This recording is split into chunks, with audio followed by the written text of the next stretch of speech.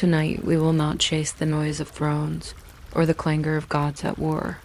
Instead, the night opens slowly like a hall that exhales as its doors part. Seiðr waits under the hush of oil lamps, their light bending around pouches of herbs and the faint smoke of juniper curling toward the rafters. The air carries the low, warm scent of wool dried by fire, the kind that makes time feel thick, like honey sliding in a jar. On a table smoothed by years of elbows and hands, a spindle rests, its thin frame casting a long shadow across the floorboards. Beside it lies a pouch of seeds, a stack of folded linen, and a small drum that sleeps under its cover as if tonight it will remain only furniture.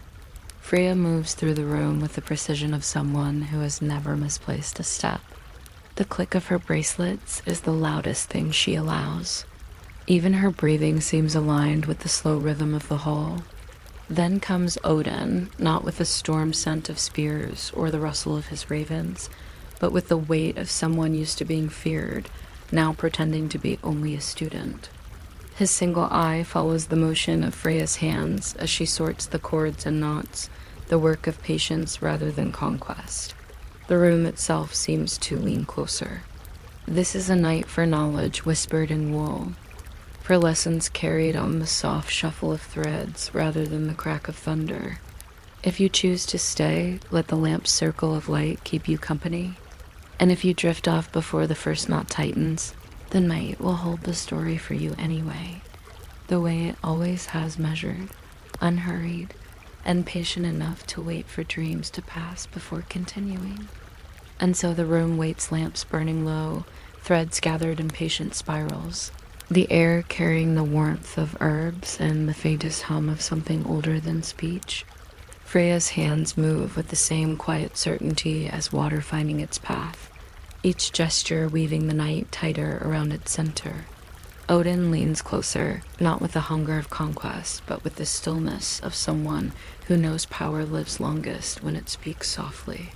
From here, the story widens past the circle of light, past the walls of Seiðr toward the first lesson the night has kept hidden under its own silence. The lamps in Seiðr burn low, their glow resting on a spindle, a pouch of herbs, and smooth stones laid out with care. Freyja moves through the hall with the quiet assurance of someone who has shaped the same night 1,000 times before, her hands knowing each step before her mind names it. A spindle waits like a thin moon at rest. A pouch of plants is tied with a simple knot. A small drum lies silent beneath a cloth, no longer an instrument, but part of the furniture. Odin arrives without ceremony, the weight of his single eye sweeping the room like a lantern beam. Tonight brings no thunder, no spears, no clamor of gods. It is a lesson night about order disguised as softness, about speaking to power the way one speaks to wool, evenly, with respect for what can be shaped but not forced. Freyja shows him the room as if showing a map. Lamp here, water here, the stool for the one who learns here, the chair for the one who watches over here. She does not say teacher and student. She lets the furniture do that part. On a tray lie small tools with small opinions, a bone needle that prefers cooperative thread, a knife that cuts only when the hand is decisive, a little spoon made from alder for moving herbs without raising them into events. There is a spool of red yarn, the color of dawn, hiding behind clouds. There's a length of plain flax thread that looks like it wants to disappear into its job. Odin touches nothing at first. He has learned that curiosity starts best with a nod. Freyja nods back and speaks in a voice that keeps secrets sitting down. The craft is called Seiðr here, she says, though the name is only a door. Inside the door are 100 smaller rooms, full of smaller names you do not need to carry around. The work is simple, intention shaped into something touchable, breath arranged, so thought can travel, timing made friendly. He sits. The lamp makes a low, agreeable sound. The house settles in the respectful way good houses do when they sense that something will be practiced and not performed. They begin with tying and untying. It does not sound like much, and that is the beauty of it. Freyja loops the thread clockwise and pauses, then returns the loop the other way and pauses again, as if teaching a small animal to sit and then to sit elsewhere. She shows how even numbers calm a line while odd numbers wake it, how knots that sit under the thumb remember better than knots that hide, how each intended change wants one breath to mark it, not more. Odin practices. His hands, which know how to hold a spear as if it were a sentence, learn to hold a thread as if it were a polite rumor. Freyja says a knot closes a choice and keeps it closed. A knot opened is a choice reopened without argument. He finds that the thread warms beneath his fingers, the way a word warms when you say it kindly. She gives him a sprig of bob myrtle to crush between finger and thumb, not because the plant is dramatic, but because its smell tells the attention where to stand. He inhales and finds the attention standing in a small, comfortable square just above the heart.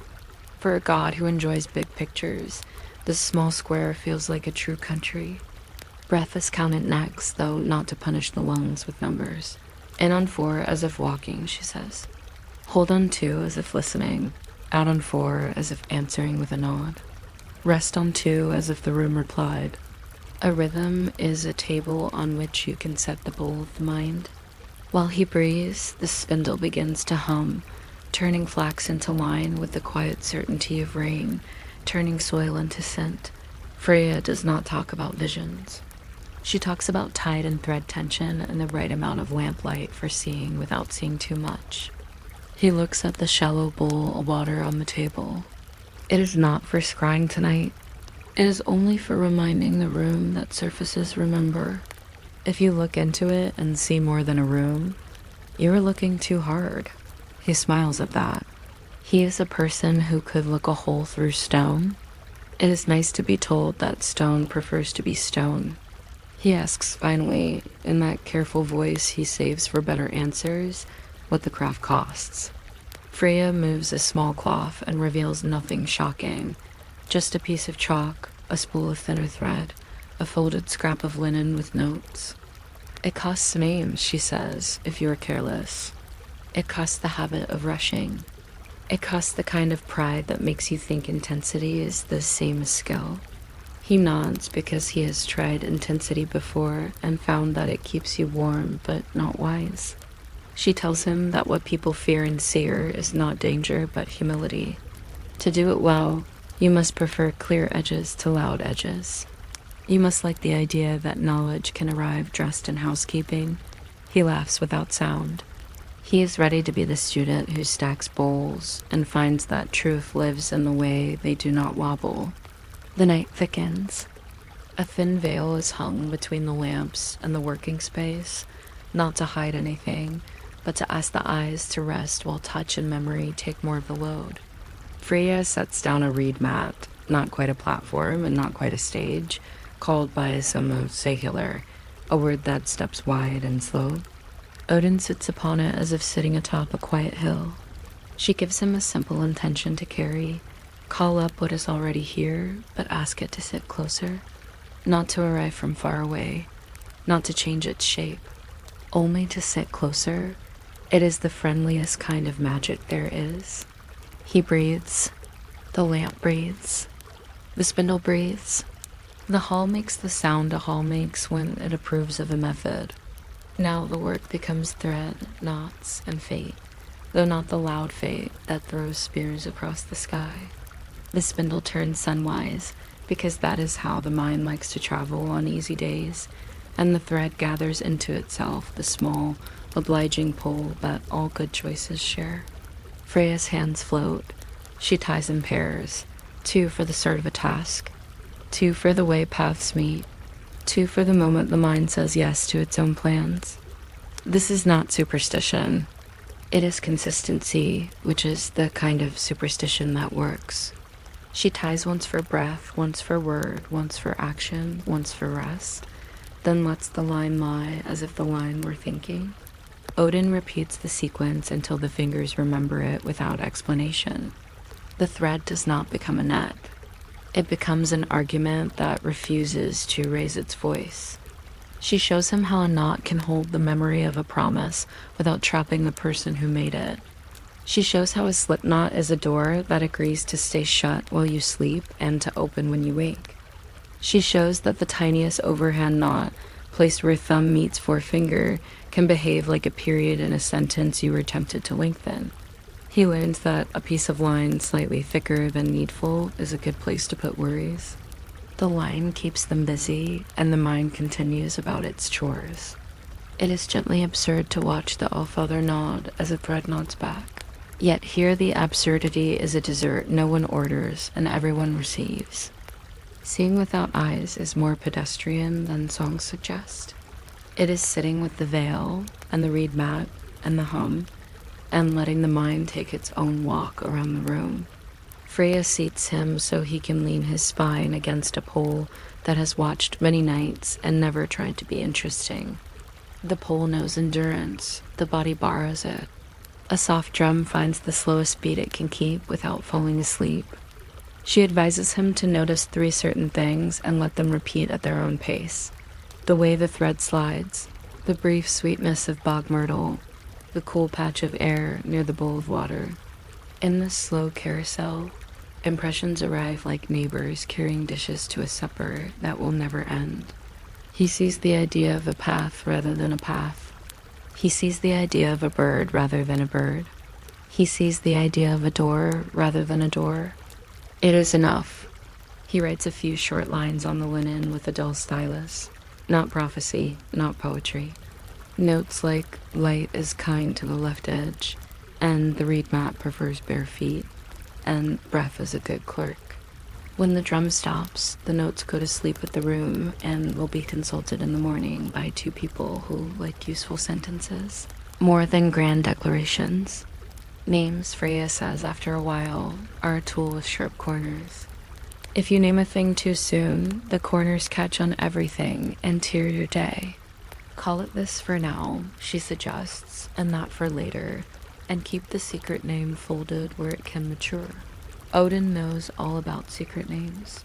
He has traded one for a sip of wisdom and another for the kind of silence that makes good counsel. Still, he appreciates being told not to rush the christening of a new practice. So they work with roles and epithets and neutral labels. This is the knot that reminds. This is the knot that releases. This is the knot you respect, even if you forget why. Nothing gets written that would be a problem if found by a person who searches for problems. Everything is dated like a pleasant letter. They discuss boundaries the way millers discuss grains, by weight and by sieve. The practice begins at this lamp height and ends at that one. The veil is pinned here and not there. The thread never crosses the bowl. The notes stay on linen and do not migrate to wood. He smiles because a boundary with a reason is a friend, and a friend that works is better than a flash of inspiration that forgets the broom. Reputation drifts in from the edges of the hall like a draft thinking about being wind. People will talk, Freyja says, and they will be partly right. The craft is not for parades. It is lawful when it minds law, and it is helpful when the person holding it enjoys plain outcomes. Odin nods, not because he needs permission, but because he likes maps, and the word lawful is a map compass in a world that loves howling. They take a break for bread that has never hurried and cheese that understands corners. Freyja pours water from a small jug shaped like a patient fish, a taste of river intelligence and clean clay. Odin makes a joke so dry it crackles. If you're still awake later, you may subscribe to this method by tying a tiny bow in your shoelace. And if you are asleep, your shoes will subscribe on your behalf. She smirks and refuses to encourage him, then encourage the bread instead by cutting it evenly. Outside, the night thins its color by one small idea and then waits, because good nights know not to advance the plot. They return to work and speak about shame and power as if discussing laundry, never accusatory, always fixable. Seiðr has been called unmanly by men who fear chores that do not end with someone clapping. Odin receives this with the calm of a person who would rather be useful than correct by committee. He understands that shame is a costume. It loses its authority when the wall hooks are well placed. Freyja says secrecy is a tool for focus, not a spell to make others small. He agrees to talk little about the lessons and demonstrate less, because demonstration invites applause, and applause confuses the thread. Progress will be measured by fewer mistakes and calmer decisions, not by interesting stories told later in loud rooms. They share a look that says, yes, this is the real price and the real veil. You promise to choose ordinary goodness over dramatic skill, again and again, and to let other people keep their own stories. When the hour wants to turn into the next hour, the lesson turns into aftercare. This is the plainest part, and therefore the most magical. Some cords stay tied. Some are unknotted with a little sigh. A few are left half done and labeled with a question, so tomorrow has something to do. The spindle is put to bed with a cloth, so it will not think of work while the room sleeps. The bowl is emptied not into the fire, not onto the floor, but outside, where water prefers to be water.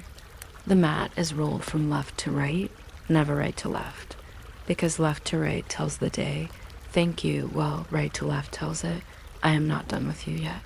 Freyja makes small marks in her linen book, a list of tools returned, a list of breaths that felt correct, a list of thoughts to leave outside. Odin finds this list-making almost funny and entirely comforting. He recognizes battle readiness in it, repurposed for a quieter enemy, confusion. The room returns to its ordinary life. That is the art. There's no smoke to wave away, no thunder to label the night, only objects resuming their own small habits. The veil becomes a curtain again and minds the draft. The drum remembers it as furniture. The reed mat becomes a rolled thing that will lean politely in a corner until asked next time. The lamp flame is pinched with two fingers that have learned to be careful with endings. Odin says a sentence that is basically an oath without the theater. He will keep what was shared and not share what wants mourning. Freyja answers with a sentence that is basically permission without the ribbon. He has more nights if he likes, and he should like because liking is good fuel. If you are still listening, take the last minutes of this lesson as a practice. Choose one knot in your day to loosen slightly. Choose one knot to leave as it is. Choose one thing to write in a short line you will read tomorrow. Nothing to embarrass, nothing to impress. Just a useful sentence, the kind the linen likes. Breathe like a table. Let thoughts sit closer instead of arriving from far away. Imagine the reed mat under your feet, even if you are barefoot on carpet. Imagine the bowl remembering the room.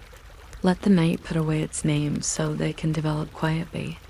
Let the craft stay small so it can continue to be precise. Odin rises, not taller and not smaller, only more correctly balanced. The way shelves look when someone has put the heaviest book in its proper place. Freyja follows him to the door that opens into the wider hall.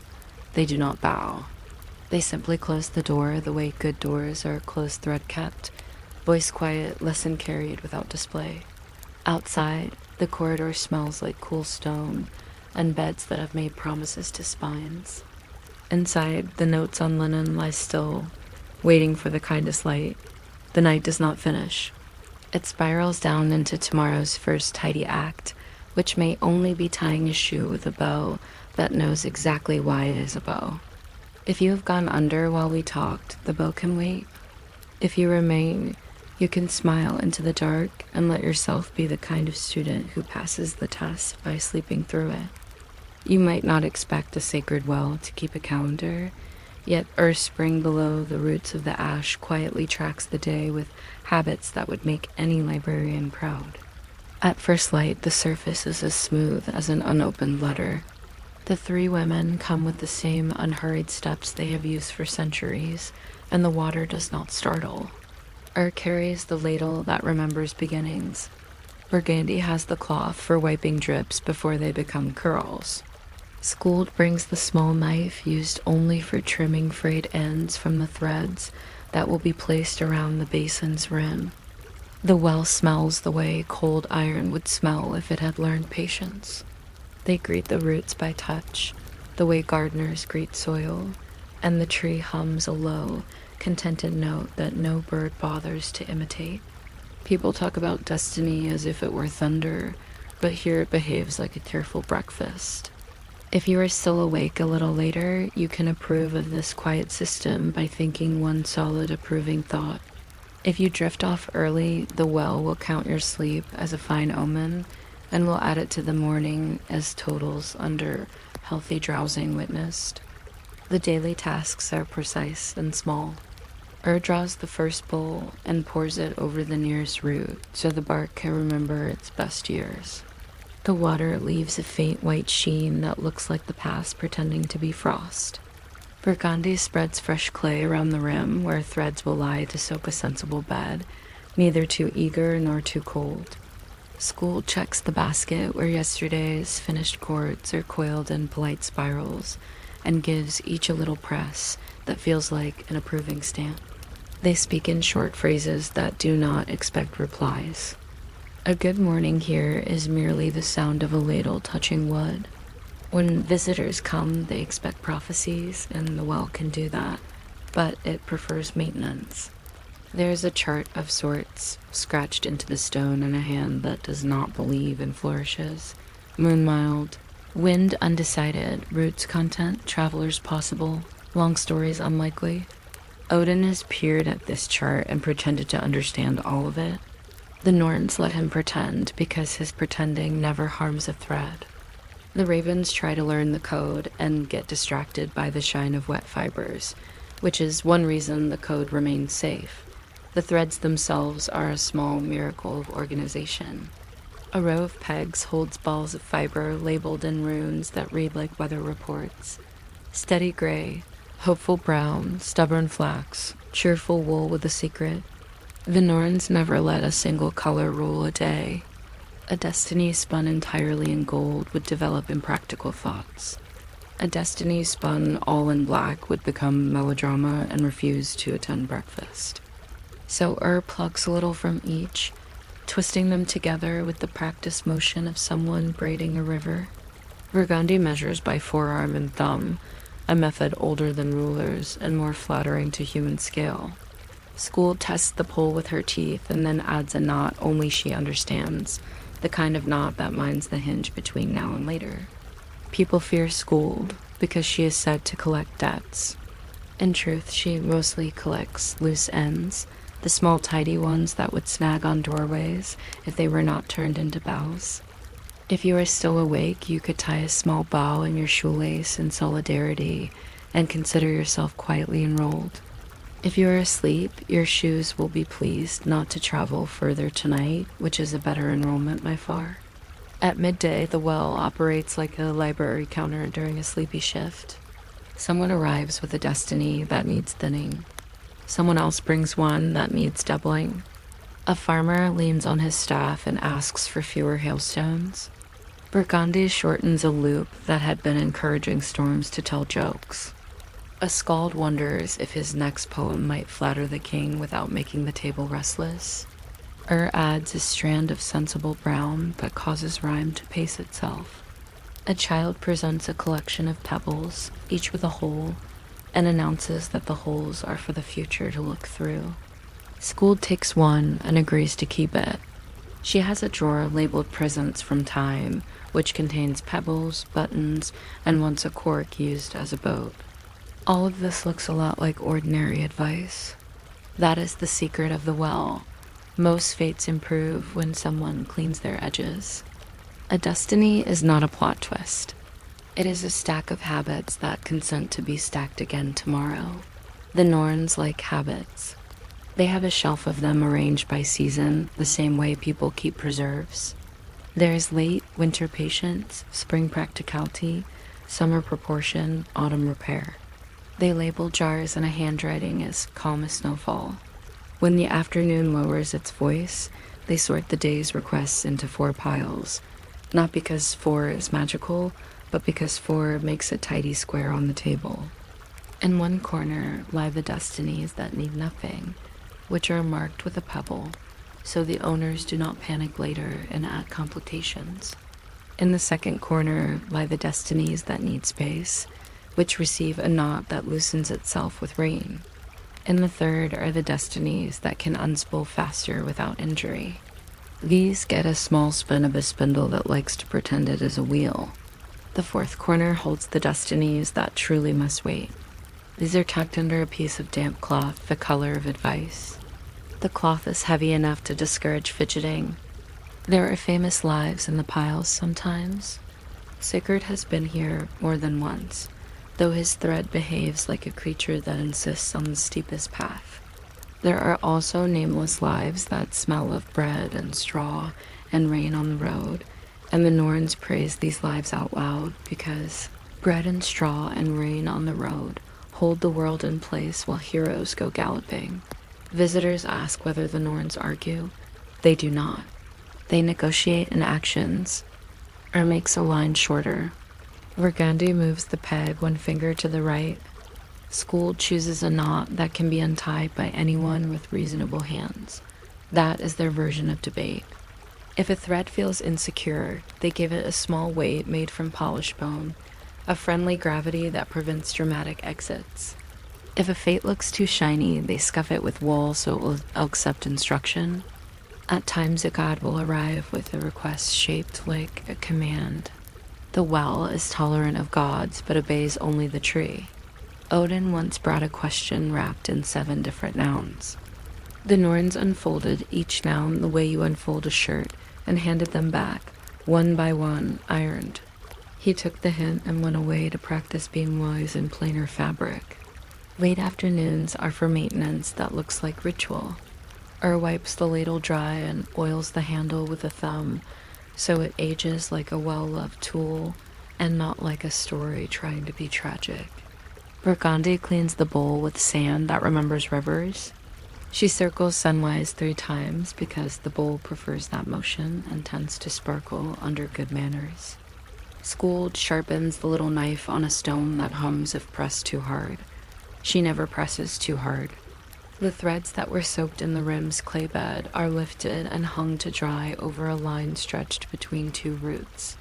They hang there like sentences that will be spoken tomorrow in the correct order. A squirrel comes and inspects their work. The squirrel is a critic and should be ignored, but the Norns enjoy its confidence and therefore pretend to receive the critique. If you are still here, you could choose to ignore one small squirrely thought in your own head and discover that ignoring is underrated. If you are asleep, your thoughts are already stacked like drying threads, and the well approves. There is a ledger because of course there is. It is not dramatic.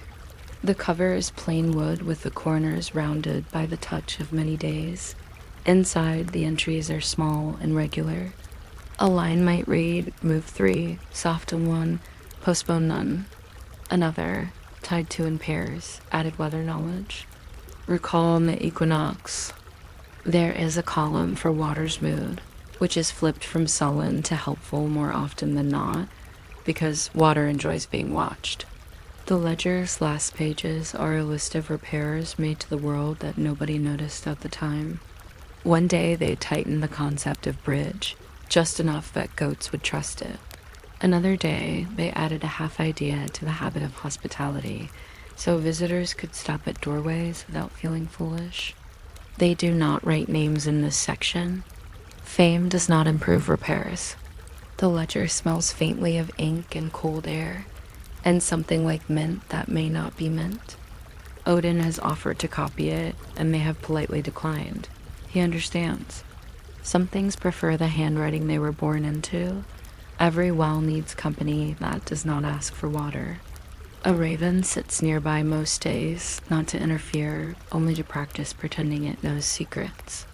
The tree keeps a separate conversation going with a distant thunderhead by means of a slow masculine creak.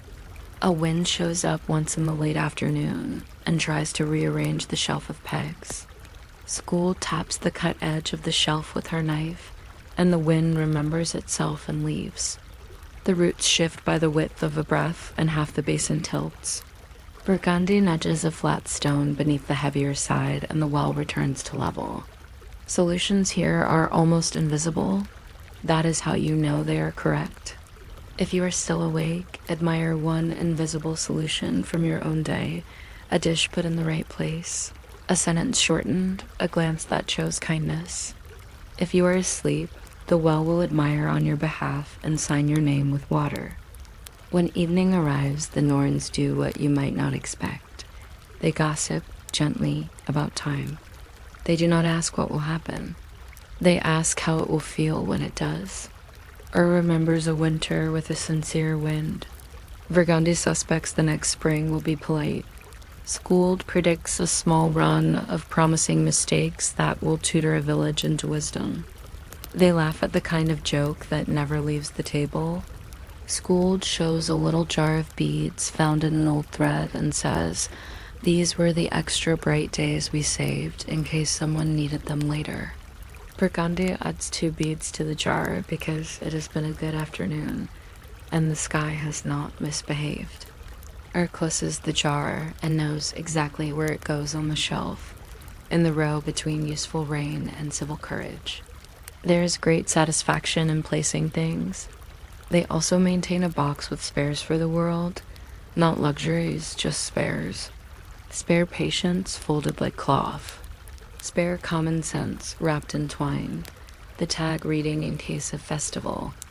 Spare forgiveness sealed with wax because it likes to travel.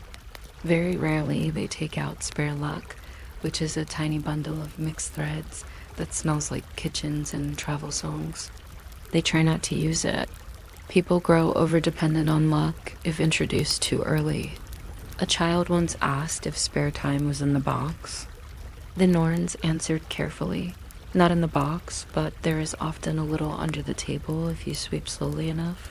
The child swept slowly enough and found a cup of it, which they used to learn how to whistle without annoying their aunt. The aunt thanked the well without realizing it had been involved. This is the hour when Odin sometimes returns, not to demand, but to sit like a tall idea learning to behave. He does not stare. He is a quick study in polite observation. He listens to the scratch of the little knife and the not quite splash of water returning to itself. He follows with his eye the path of Skuld's fingers as she turns a knot to face a different horizon. He has learned that these micro-turns can move mountains if repeated. He will go back to his hall and move a sentence exactly 1 clause left, and an argument precisely 3 words shorter, and the day will obey him just a little more. He is pleased that mastery looks like housekeeping when seen from close enough. The Norns do not smile at him. They smile at the thread, which pleased them first and has seniority. Night says softly that it would like the room. The Norns put the well to bed. It seems odd to put a well to bed, but that is what they do. They lay a wide woven mat over the surface so moonlight cannot rehearse on it. They lean the ladle upside down to drain its thoughts. They make a loop of rope and hang it on a hook as if tomorrow were already on its way to fetch it. Places a small stone on the mat to keep dreams from drifting. Vergandi checks the peg so no thread believes it is a comet. Skuld writes one last unexciting line, world stable at closing. In the quiet after this closing, a sound happens that belongs only here. The wood of the rim cooling, the breath of the tree adjusting, the little slosh under the mat agreeing to be part of tomorrow. If you remain awake, you might place your day under a simple woven lid of your own imagining and let events stop looking at the moon. If you are gone, the lid is already over you and the moon will practice somewhere else. They walk the path from the well back to the small house where they sleep. The path is lined with flat stones set at a stride that fits anyone. Stepping on them resets the day to the measured kind. Along the path, they pass a box where people leave tokens and notes. The notes rarely ask for wealth or victory. The well teaches its petitioners better. The notes ask for steadiness in knees, friendliness at doorways, a patch of good weather for putting up hay, a way to leave an argument with both faces intact. The Norns do not answer these notes directly. They adjust the shelf of habits by a finger's width and go to bed. In the night, many of the notes solve themselves. In the morning, the writers think they were lucky. It is a useful belief. The well dreams. This is a quiet fact. It dreams of all the water it has been, and all the water it will be. It remembers the feel of the first ladle, the first thread, the first root brushing its surface. It remembers the time school tripped and laughed and did not spill because the well caught her with the thinness of its edge. It remembers Odin's reflection looking unexpectedly honest and the way he looked away. It remembers a rain that arrived with the sound of distant applause. It stores these things not as stories, but as temperatures. Tomorrow will be a degree more patient if the well keeps its memories arranged in the correct order, warm to cool. The well likes correct order. The tree relaxes around that idea, the way a wise body relaxes around a bone that has learned its place. If you are still here, you may try the well's method for the last moments before sleep. Choose 3 small things from today and store them as temperatures rather than stories. The warmth of a cup in your hand, the cool air at the window edge, the just right middle of your pillow. Let them arrange themselves warm to cool. Nothing else is required. If you are already sleeping, your mind has likely performed this work expertly without you, because minds love to behave when not watched. The Norns approve either way. The water approves. The tree approves with its long, slow, yes, that sounds like wood agreeing with roots. The night grows not darker, but thicker, like a book closing around a ribbon. The well is under its mat, the threads are on their pegs. The ledger breathes under the small stone that keeps it from gossiping in its sleep. No conclusion arrives. The path remembers the stride. The bowl dreams of being filled again. Above, the ash holds the sky a little closer, and somewhere very far from the well, a person wakes and reties a shoelace without knowing why it suddenly feels correct. You might not expect the guardian of a rainbow to care about shoe scuffs, but Heimdall begins his day at the foot of the bridge with a soft cloth and a patient expression, polishing away the little marks left by yesterday's weather and the occasional indecisive goat. He stands so still that the cloth seems to move of its own mind, gliding along the first stone as if the bridge were a large, well-behaved violin. The colors above him are brighter than memory but calmer than paint. They hum with that quiet, competent sound sunlight makes when it learns manners. He keeps a small kit in a wooden box, the kind that understands hinges, a horn-polishing balm that smells faintly of pine and clean wind, a brush for dust that thinks it's important, a handful of chalk for marking the line where the day should begin. He draws the line, just one soft stroke, and the air agrees. People speak of his 9 mothers and of his great hearing and of the trumpet that can wake mountains. Today he carries none of that like a banner. He carries it like a pocket. The job is not to trumpet. The job is to notice. If you're still awake in a few minutes, you're welcome to subscribe to noticing by thinking one calm thought and then not chasing it. If you drift off sooner, the bridge will count your nap as excellent security and will continue its duties with a proud shrug. Heimdall checks the wind next. He pinches it gently, the way a baker tests dough, and decides it will behave.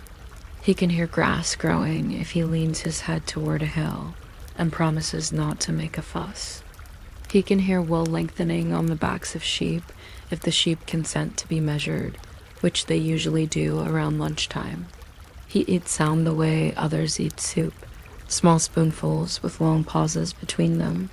He keeps a ledger because the world enjoys being recorded. Today's first entry is a sentence he has used before without growing tired of it. Sky cooperative, horizon present, footsteps anticipated in appropriate amounts. He oils the mouth of Jallarhorn not to blow it, just to keep it from feeling neglected. The oil is a thin gold that looks like late afternoon poured into a bottle and told to be dignified. If he tips the horn and listens closely, it makes a sound like a polite yawn. The bridge appreciates maintenance. Bridges are the arms of places, and arms like to be limber. He begins his watch in the way a cat begins a nap, by choosing a patch of mourning and approving it. He stands where two colors meet and lets the slight coolness from blue and the soft warmth from red balance half a step apart in his lungs.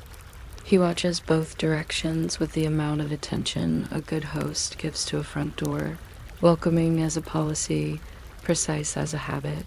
He does not stare. He attends. When a cloud approaches, he checks its papers, which are not papers but shapes. Square-edged clouds are businesslike and can pass. Ragged ones are full of stories and must be asked to quiet down before entering. The very thin ones that look like sleep are waved through without examination. He keeps a basket of small pebbles near the first arch.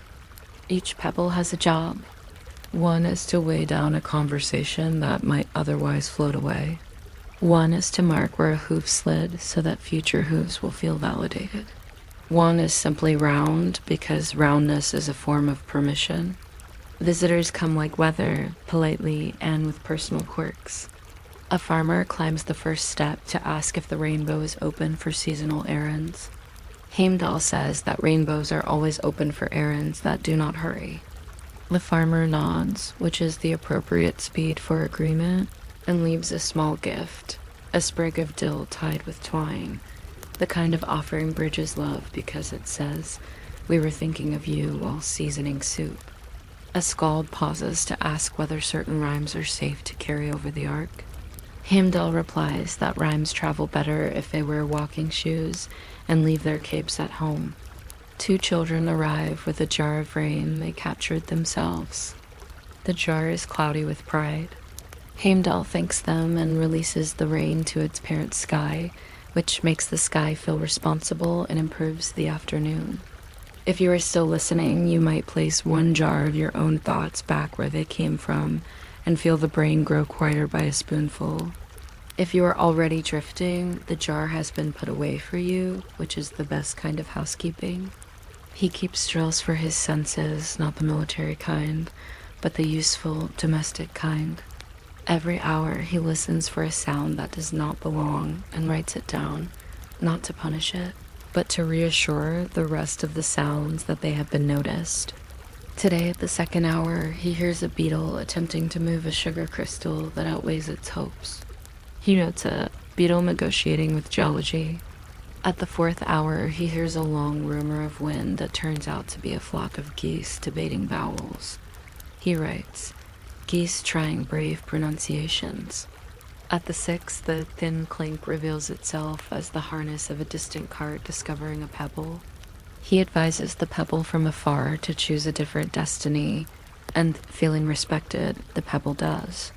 He cleans the first few steps with a broom that remembers rain. The broom head is a bundle of reeds that once listened to frogs. It now likes the idea of order and finds it in the dust, arranging specks by temperament and ushering them away. He sweeps with long strokes as if petting the day. The day purrs. Some visitors attempt to cross without purpose, which is permitted if their lack of purpose is calm. The bridge has a firm policy against hurried purposelessness. Heimdall does not announce this policy. He applies it. He shifts his stance by a thumb's width, and the rushing traveler slows involuntarily, discovering that the view is worth the delay. He calls this practice turning the world a little down, a skill useful at doorways, markets, and conversations about weather. He can also, if needed, turn the world slightly up to help exhausted people finish their last step home. He does this by whispering to the colors blue, increase, green, reassure, yellow, promise. The colors are cooperative. They understand that tone is most of hospitality. He carries a pocket kit for tiny repairs, a sliver of beeswax for squeaking buckles, a strip of cloth for a child's knee, a length of thin cord for emergencies that look complicated and are not. The cord has saved 4 baskets and 2 metaphors. He likes the way small tools allow gods to behave like neighbors. When a passing warrior asks whether the bridge has rules about sharp things, Heimdall says sharpness is welcome if it minds its edges. The warrior immediately softens the angle of his sword belt and seems relieved, as if thanked. A woman brings a basket of bread that smells like noon. He ensures the crumbs fall in ways the birds can follow efficiently and notes that birds appreciate systems. He knows which birds tell the truth, which exaggerate, and which specialize in weather satire.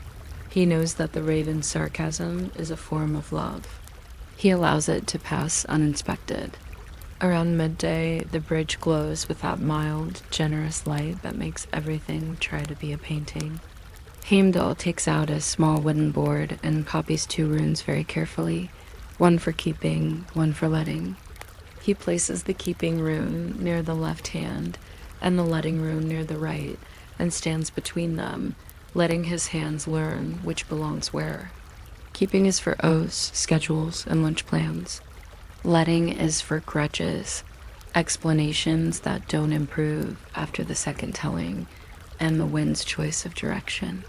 He trains his fingers to move toward the correct rune without thinking, because guarding is mostly muscle memory for the mind. If you are awake, you might point one hand at keeping and one at letting, and watch your day settle like a basket. If you are sleeping, your hands have already chosen wisely. He tests the acoustics of the rainbow once each afternoon by humming a note the color of tea. The bridge replies with a hum that agrees and adds a small suggestion, like a friend finishing your sentence in a more beautiful voice. He records the pitch in a ledger of tones that nobody else reads. At the bottom of the page, he draws a very careful line representing the curve of silence between notes, as if silence were an instrument that needed tuning.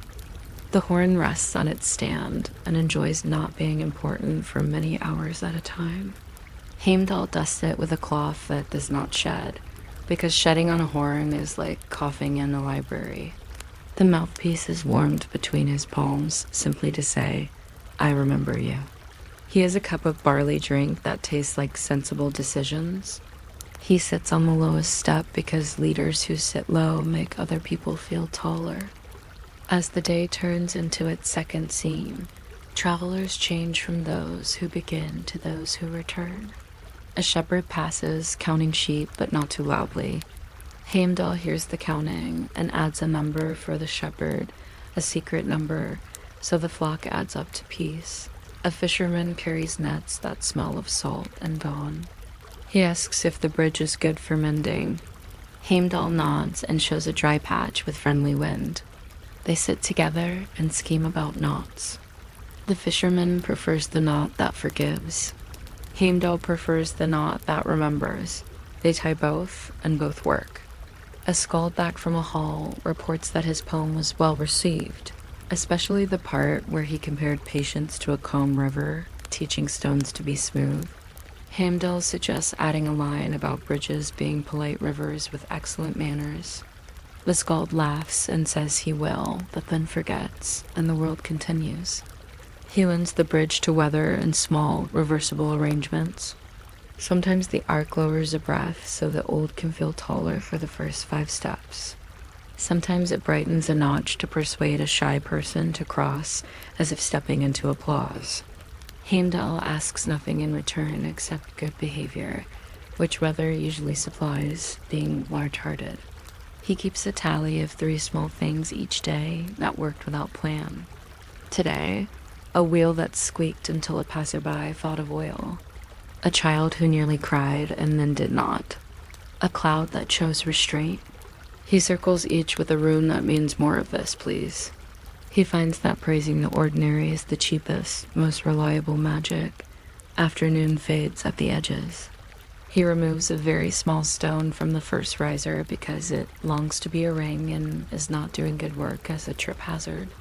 He places it in his pouch beside a spool of string that he plans to use whenever someone needs to carry a conversation across a busy room.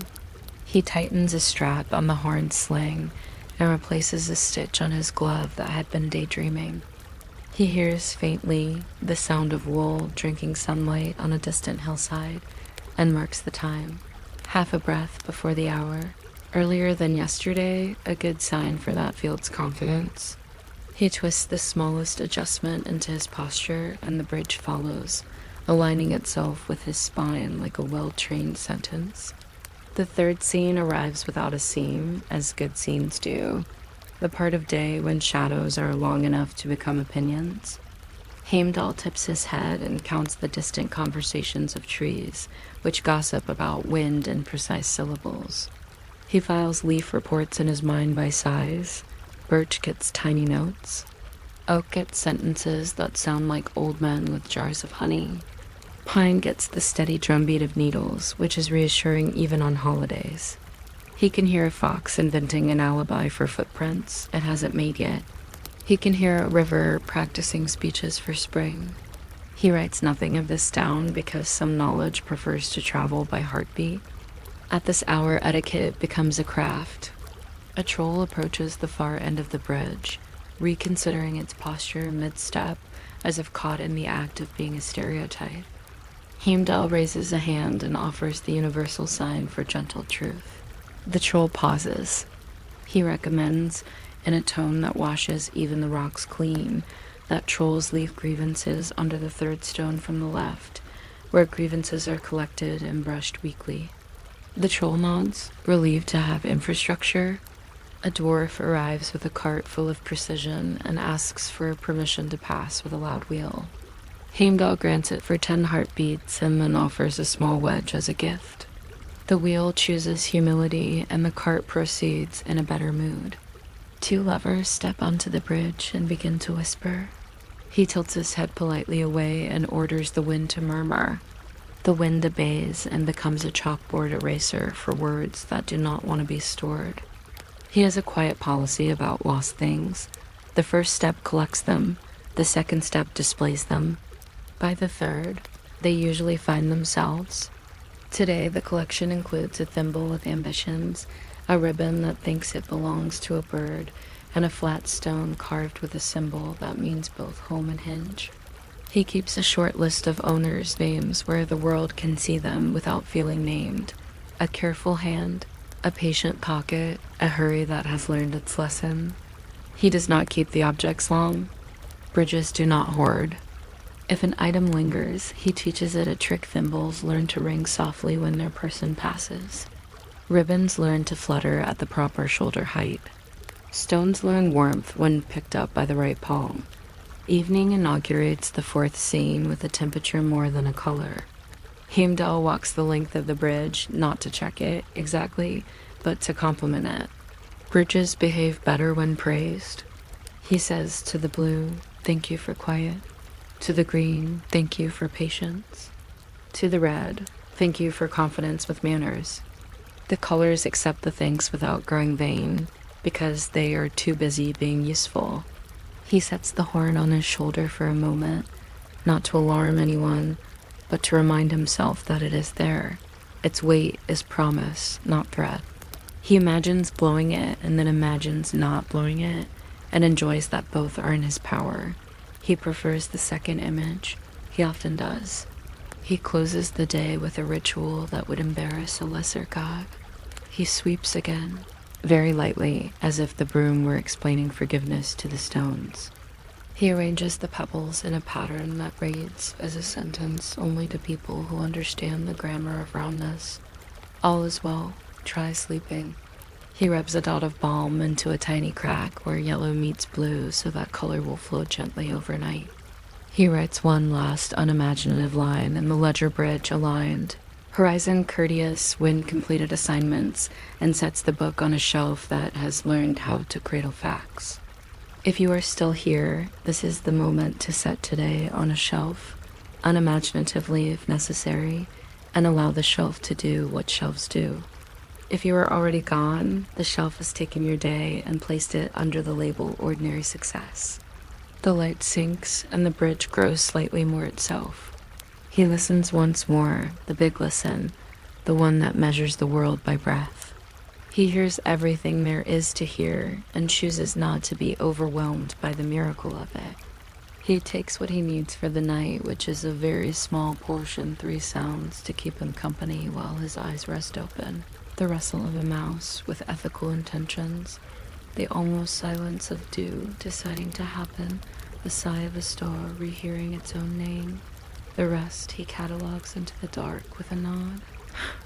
He is the doorman of noticing, and noticing is ready to close for the evening. If you are awake, try Heimdall's practice for the last pocket of wakefulness.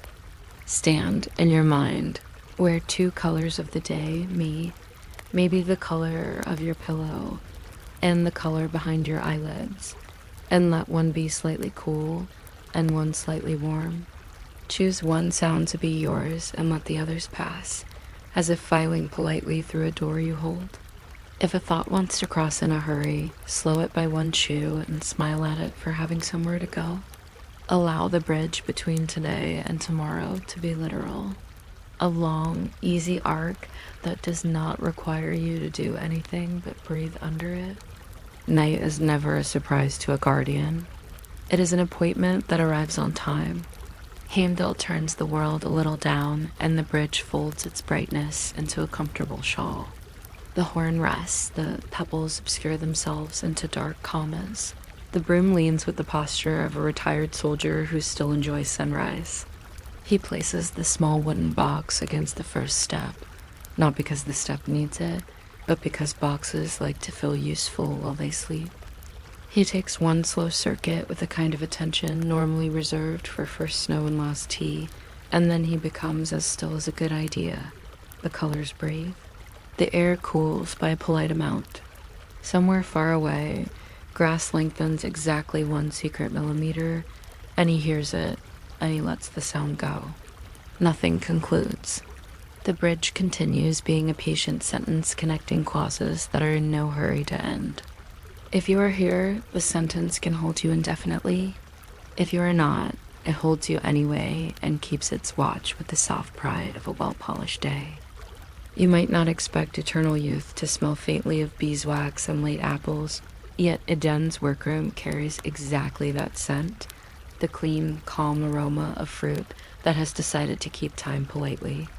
The shelves are sturdy and ambitious, the bins are labeled in a tidy hand, and the door has the sort of latch that likes to close with a satisfied click rather than a boast.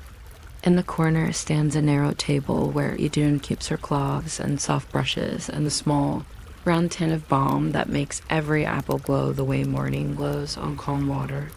She is not in a hurry. Eternity rarely is. She has a ledger open to today's page, where she has written the weather in a single word, temperate, and the number of bees who greeted her hat 3. If you stay awake for a bit, you can quietly approve of this housekeeping.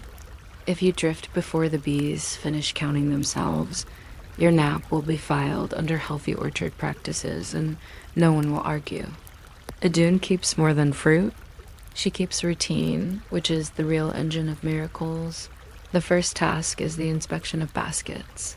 Each basket has a name, not because baskets insist, but because names persuade caregivers. There is Steadfast, whose weave never sulks. There is Meadow, who prefers light loads. There is Veteran, who believes in heavy work and fair wages. She checks their rims with 2 fingers as if testing the mood of a harp.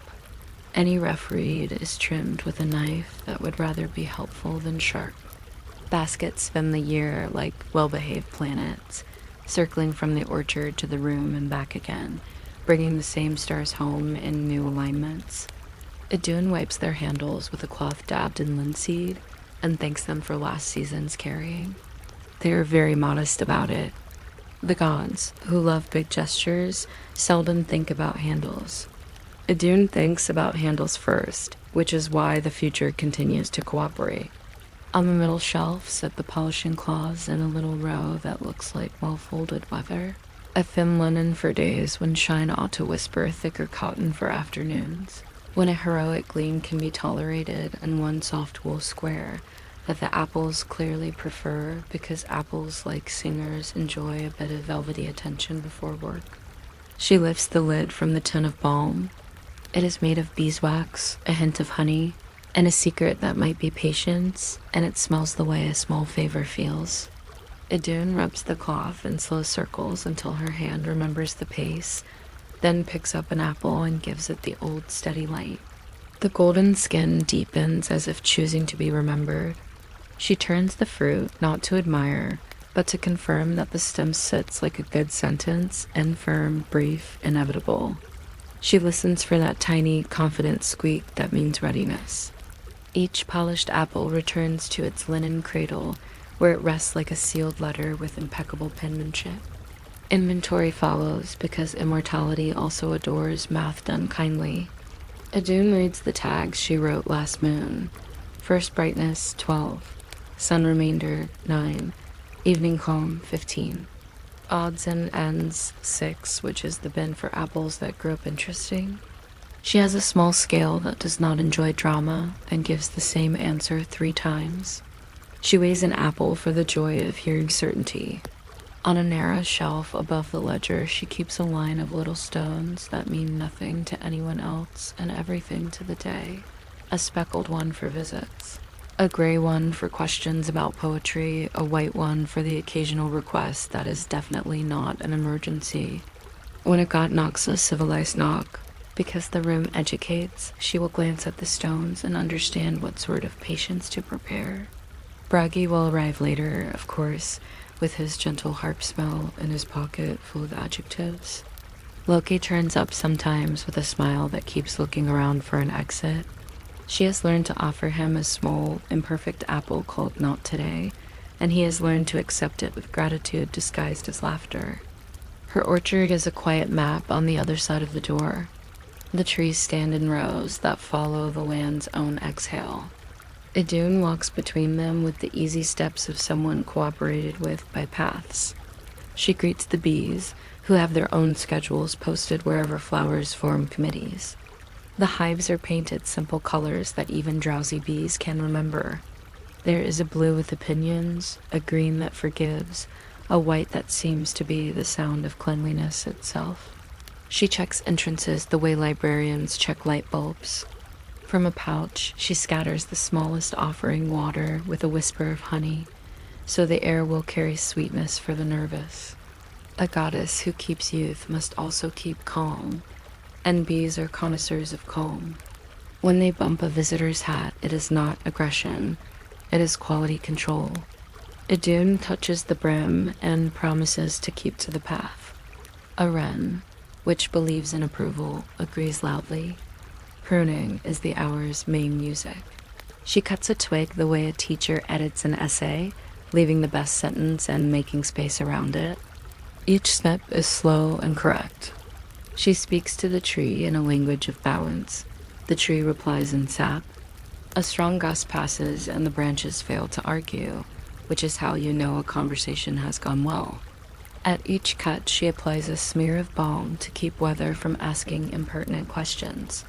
She ties young limbs with a soft cloth, not to restrain, but to suggest better posture. Some mornings, she grafts a hopeful shoot into old wood, joining future to experience with a splice so neat that even the birds find it instructive. The gods tend to call that part magic. Idun calls it ordinary good manners between generations. If you are still listening, this is a good moment to let your shoulders adopt the posture of well-tied branches supported, not scolded. If you are asleep, the orchard is nodding in your direction anyway, which is its version of applause. Around midday, she returns to the room for the ritual that looks like lunch. She sets a small board on the table, a clean knife, and 2 cups. She slices an ordinary apple for herself goddesses too. Enjoy the taste of crisp, not immortality, and lays a piece for Bragi, who appears as reliably as noon wherever poems are laid out like the day's tools. He tastes the slice thoughtfully and produces a line so quiet it feels like sanding. Youth is simply the speed at which mistakes forgive us. Idun smiles with the corners of her mouth and replaces his cup with one that will not stain his beard, a courtesy learned over centuries. She pours water from a jar that keeps the wish to sparkle in check, because sparkling at lunch is exhausting. If you are awake, you may subscribe to their method by chewing more slowly than you need to. If you are not, the apples will attend to your membership, and you will dream in sequences that organize themselves. Bragi tells her which gods will call today. Thor, perhaps with the respectful urgency of someone who knows heavy work requires reliable fruit. Frigg, likely on behalf of a visitor who has never quite learned to sleep before midnight. Freyja, occasionally bringing a small jar of honey and news about the behavior of threads. Idun notes these in her ledger alongside practical matters, such as how many cloths need washing and whether the small ladder remembers to be steady. She writes in a neat hand that almost looks musical. It tilts slightly forward, like a sentence eager to reach its point without tripping. On the wall hangs a little broom used only for shelves. Idun gives it one ceremonious swish, and thus behaves. The afternoon opening of the door is a kind of scene change. Visitors arrive. Idun meets each with the same expression. I am listening, and you are neither early nor late. Thor stands awkwardly inside the doorway the way tall furniture stands near low tables. He removes his gloves with surprising delicacy and stares at the first shelf as if the apples might applaud. Idun chooses a pear from the bin named Sun Remainder. These are the apples that soaked up more afternoon than ambition. She polishes them until they shine like a promise kept and places them in Thor's hands.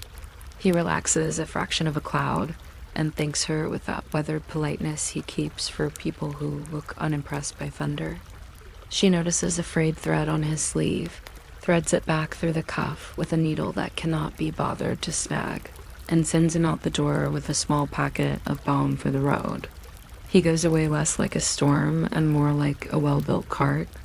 A group of younger gods turn up for the preemptive kind of reassurance. They ask if one can eat an apple for courage, even when battle is not scheduled. Idun says courage is a side effect. The main effect is steadiness. She gives them slices. They chew in the manner of people willing to be improved. She remarks that the orchard likes visitors who return the core to the land without throwing, and they comply with exaggerated care. A few try to make jokes about age. Idun replies with the patience of stone warmed by sun. Youth is not the absence of years. It is the presence of care.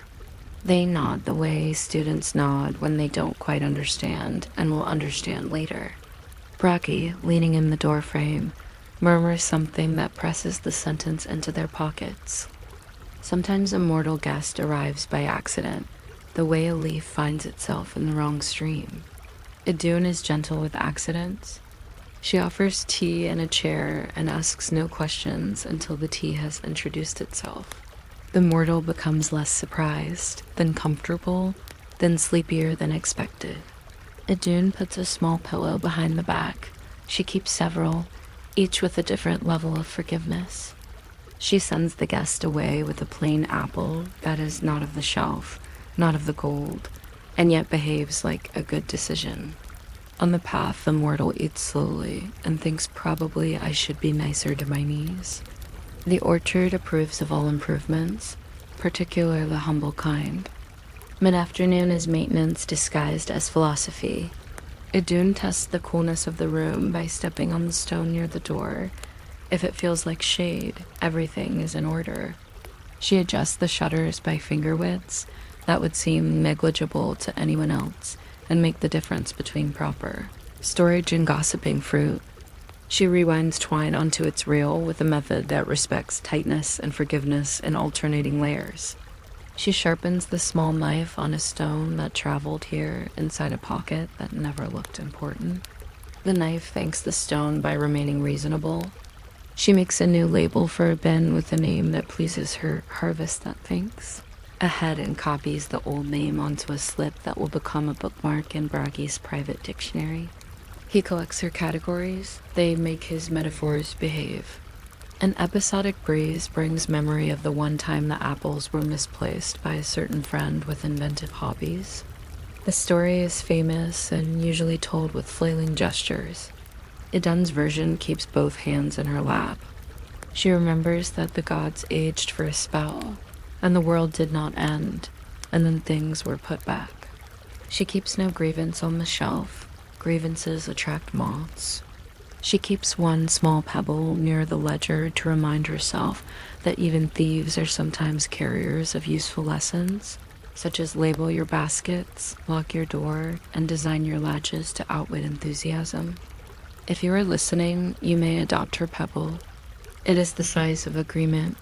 Evening begins with bees deciding they have discussed everything and will now recommend sleep to flowers. Idun closes the orchard gate with the satisfying metal hush of good hinges. She gathers fallen fruit into a bowl for the deer and leaves it beneath the hedge where dignity grows. On her way back, she pauses at the water barrel, skims off a leaf, and studies the reflected sky. It is the exact color of a kind thought. She carries that thought into the room and sets it on a shelf near the tin of balm, because thoughts, like apples, prefer a place. The room sighs the way rooms sigh when they are in league with good work. The fourth and gentlest turn of the day is cleanup that refuses to look heroic. Idun rinses the cloths and lays them on the line so they can think about tomorrow. She writes a final line in the ledger basket's content: "Be's agreeable." Visitors left steadier, which is the sort of result grant proposals dream about and households quietly achieve. She dots the final period as if closing a door behind a friend who knows the way out. Bracky tunes his harp with the politeness of rain. He plays a small tune that sounds like a ladder for yawns. Idun listens with her hands.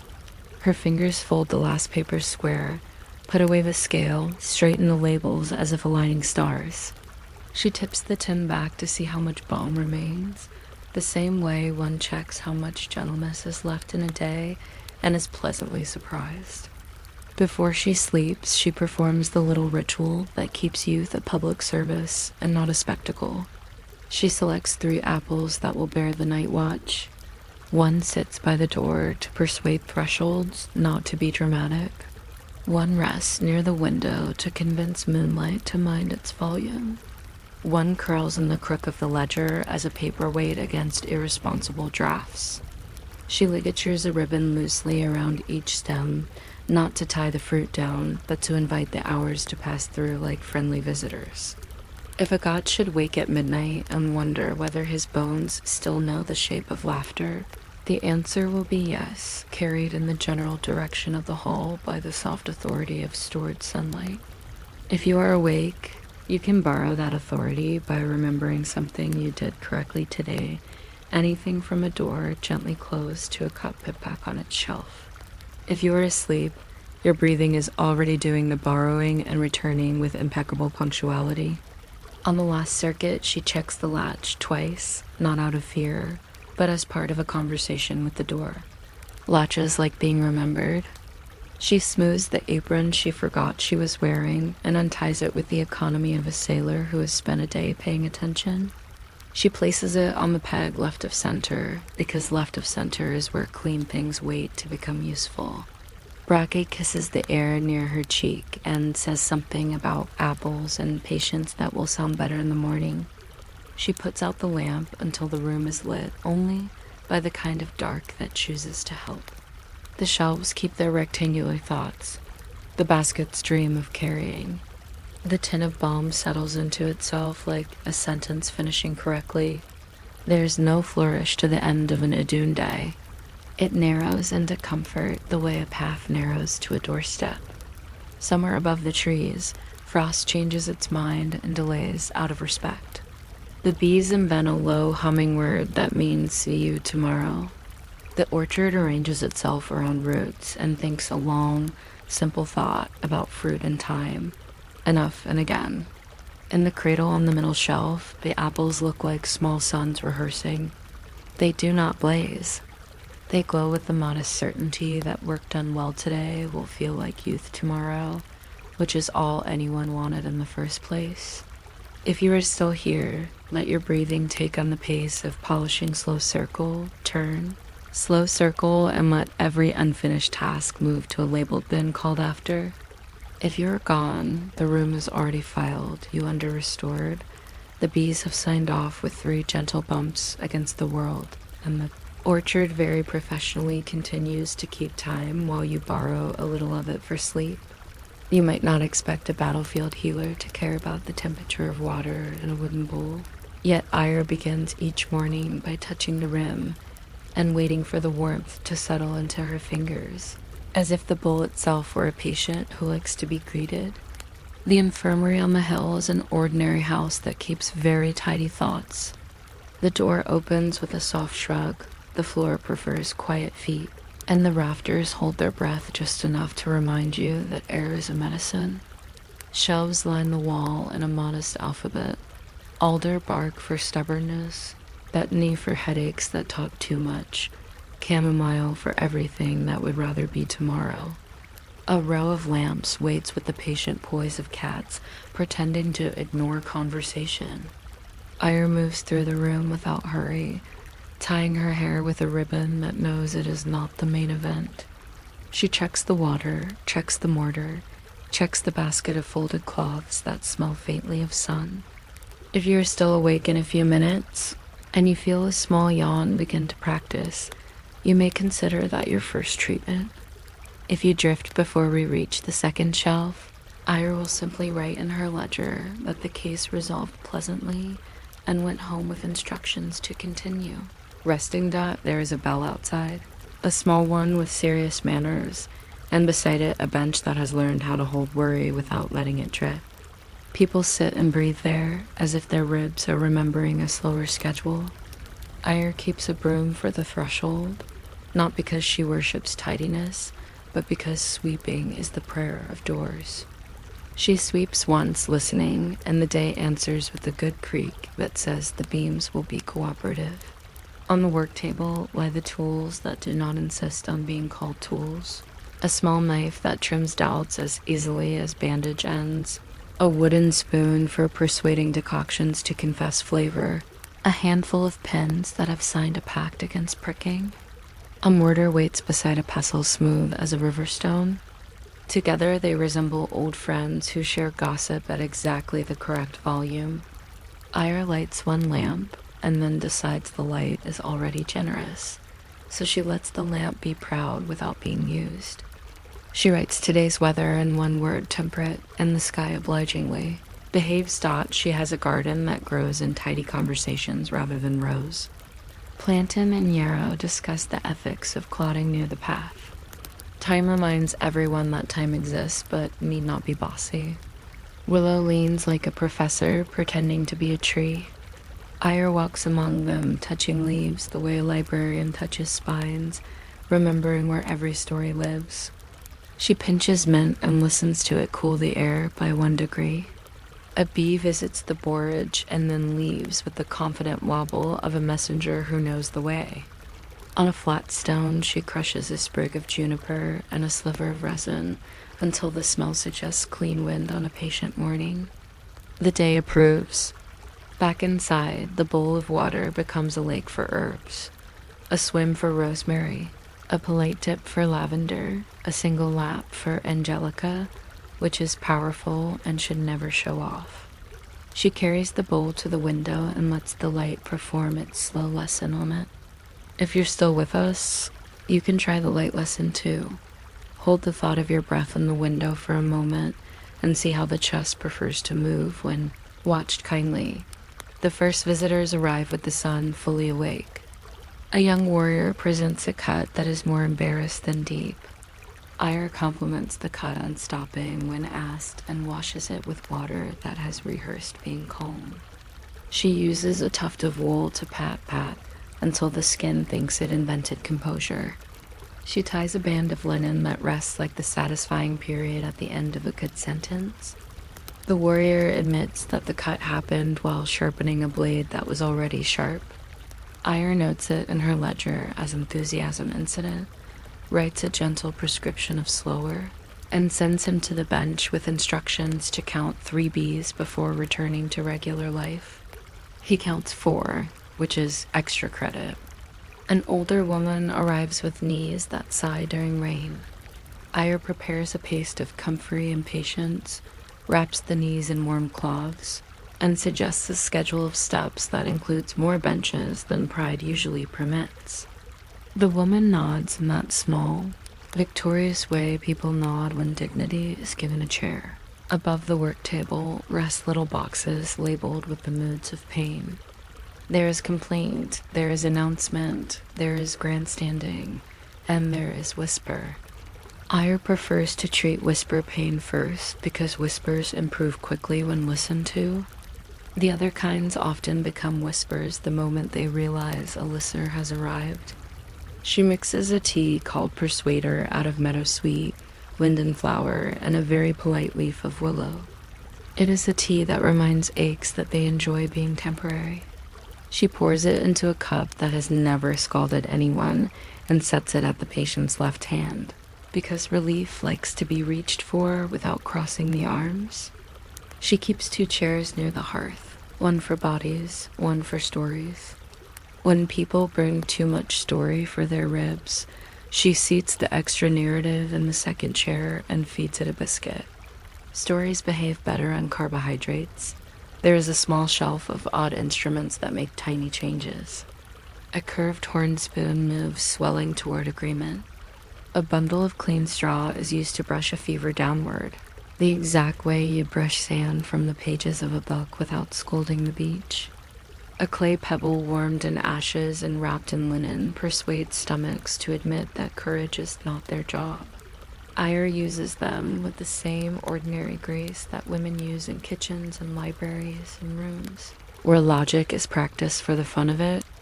She once inherited a bronze tool fitted with gears that promised to calculate the stars. It is very beautiful and never helpful.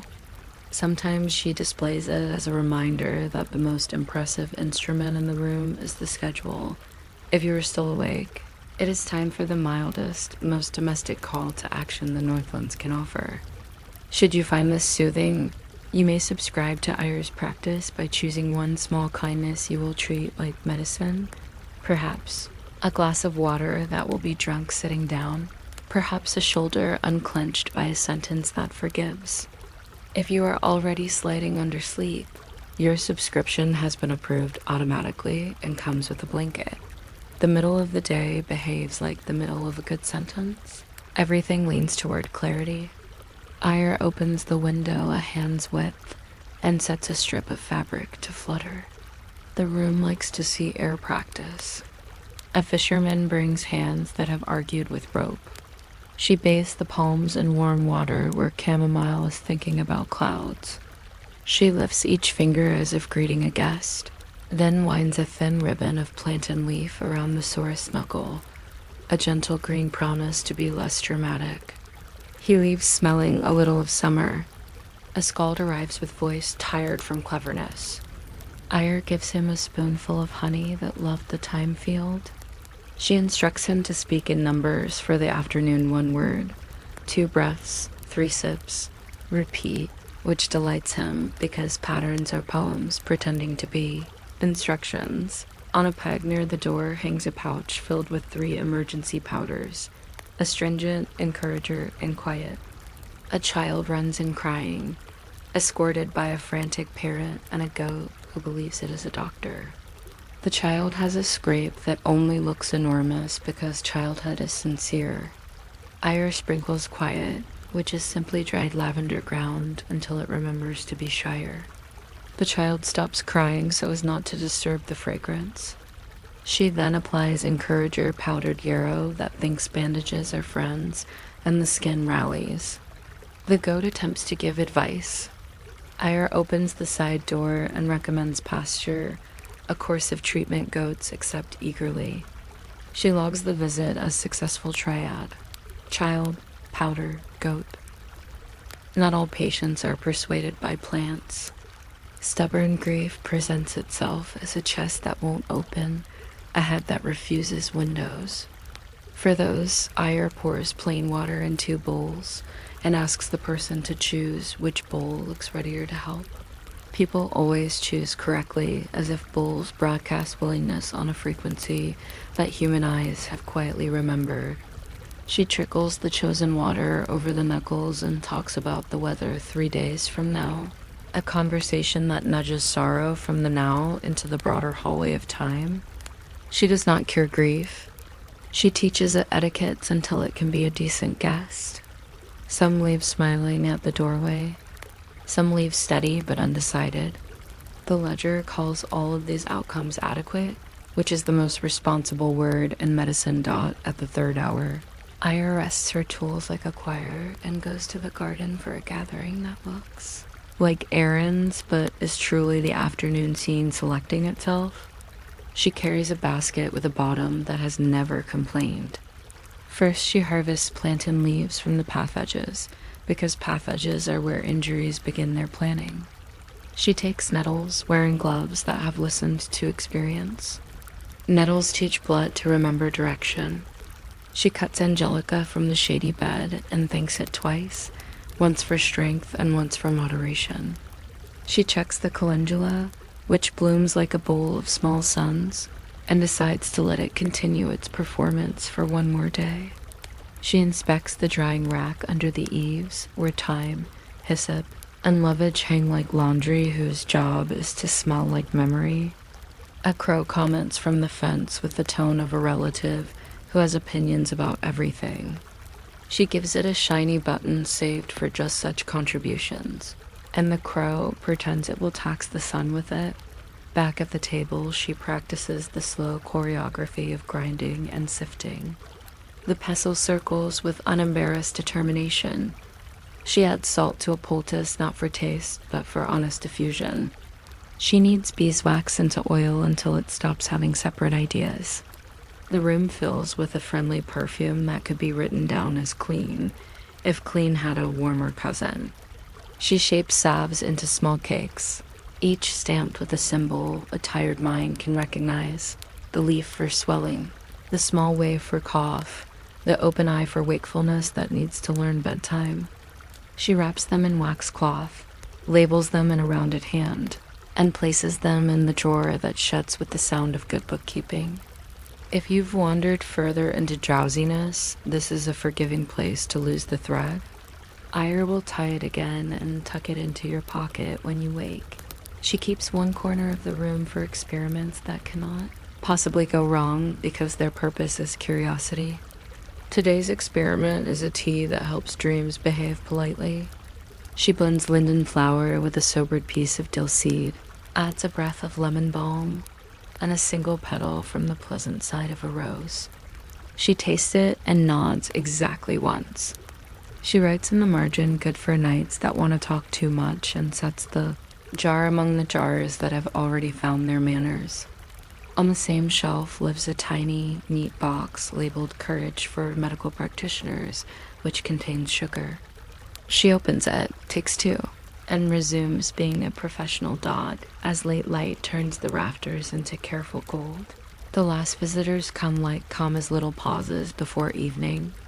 A mother brings a baby who refuses sleep because the world has unfolded too many interesting fingers. Aya warms a stone in the hearth, wraps it, and sets it beneath the cradle so the mattress becomes a small summer. She hums a pattern that teaches lungs to think in threes. The baby surrenders with a sigh that registers in the shelf of bandages as an official endorsement of textiles. A hunter arrives with a splinter that has developed leadership qualities. Aya coaxes it out with a needle that respects wood, and then praises the finger for holding still through diplomacy. The hunter tries to tip her with a feather. She accepts it like it is coin of a better country and adds it to the tumbler where other things are stored. Buttons, 2 shells, a square nail, a painted bead. A god wanders in, muttering about mysterious aches unconnected to mischief. Aya places a cup of nettle tea in his hand and suggests he apologize to his own back for sitting like a question mark. He does, and the ache begins to practice forgiveness. There's a pocket of time each evening Aya reserves for the law of order. She washes the bowls with the gentleness bowls share with foreheads. She dries knives in a piece of cloth that enjoys being a towel. She counts the remaining bandages with the same attention a baker gives to loaves. She closes the lids with a twist that says enough for now. The garden receives one last look.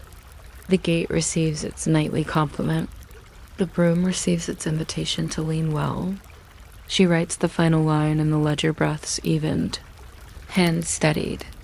Weather continued and dots the period with the pride of a person who knows the day will read this tomorrow and stand up straighter. Night in the infirmary is not dramatic. It is administrative, which is another word for magic that minds its paperwork. Ire sets out a cup of water for the first visitor of morning and places beside it a note that says drink while you tell your story. The story will slow to the pace of swallowing and become easier to carry. She lays a sprig of rosemary on the windowsill because rosemary keeps time and hours appreciate being supervised. She takes from the drawer a narrow strip of linen called beoth, which is really just a ribbon that tells her hands, you will be gentle even when tired. She ties it to her wrist loosely, enough to remind without restraining. If anyone arrives after dark, they will see that ribbon and know that night work is different, softer, more convinced of dawn. Sometimes she sits in the doorway for a while and listens to the hill learn how to be quiet again. There is a sound roofs make when they remember gravity. There is a sound a well makes when it enjoys keeping secrets. There is the bicycle hum of crickets practicing mathematics. Ire lets these noises take turns until her own breath begins to imitate them in the proper order. She thinks not of gods and battles and very large stories, but of knees that will be less sorrowful tomorrow, of cuts that will decide not to matter, of the shelf where powders sleep like civilized snow. She thinks of the smell of time and clean flannel and water that has waited until it was asked. She thinks of hands, patient and unthreatening, doing little jobs in a correct sequence that makes rooms and people behave. She thinks of the broom, which, like healing, is always in demand yet never surprised. If you are still here at the edge of this day, Ire would offer you her smallest prescription. Choose one easy thing to heal, perhaps a sigh you will let finish. Perhaps a cup you will rinse so morning can discover it ready. Perhaps a sentence you will leave half shorter than habit would like. Do it slowly and approve of your method. If you have already drifted, excellent. The prescription has been filled in absentia. The ledger will record your name in the column labeled rested, and tomorrow's air will read it during rounds.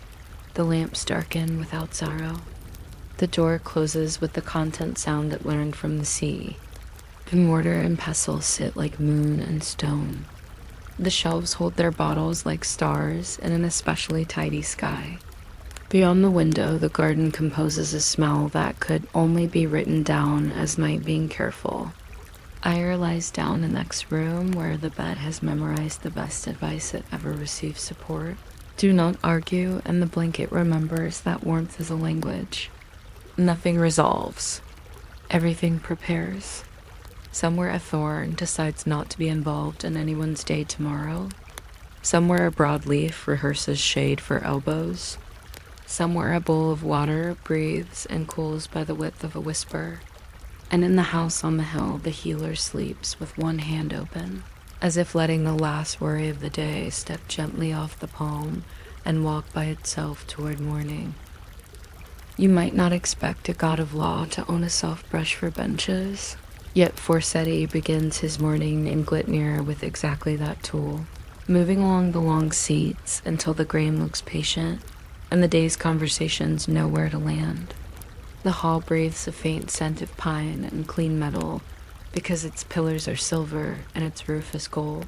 Not the loud gold of festivals, but the subtle gold of a coin that has paid for bread many times. Light slides in as if it has an appointment, and the floor keeps a polite shine that makes footsteps admit themselves. On the dais rests a narrow table with a groove down the center for rolling pebbles when thinking. Forseti tests the groove with one small stone that lives in his pocket. The stone rolls right, then left, and stops exactly where he would have asked it to stop if stones took requests. Behind the table hangs a board where the day's cases are, written in a hand that looks like a calm river sheet on hill versus fence, ferry schedule versus tide, boast versus memory of boast. He warms his hands over the brass lamp and reads each line aloud, only to himself, the way a baker reads ingredients before deciding what is really for breakfast. If you are still awake later, you may subscribe to this practice by reading your day like a list and crossing off everything that insists on shouting. If you drift before we reach the first disputants, consider yourself excused from jury duty with honors.glitnir opens its doors like a book that knows the page. People step in with the hushed respect rooms can teach. A bell near the threshold hangs on a cord dyed the color of moderation. Forseti touches it once to begin the session, and the bell answers with a sound you can put your back against. He seats himself on a chair that remembers every outcome, and therefore does not squeak. On the left bench sit 3 farmers in the identical sweaters of men who have borrowed from the same chest. On the right bench, an old boatman looks as if he has been salted into wisdom and then rinsed. Between them stands a woman who keeps the village ledger and would like the world to behave more like her columns. Forseti smiles with the corners of his mouth, which is the correct place for a judge to smile.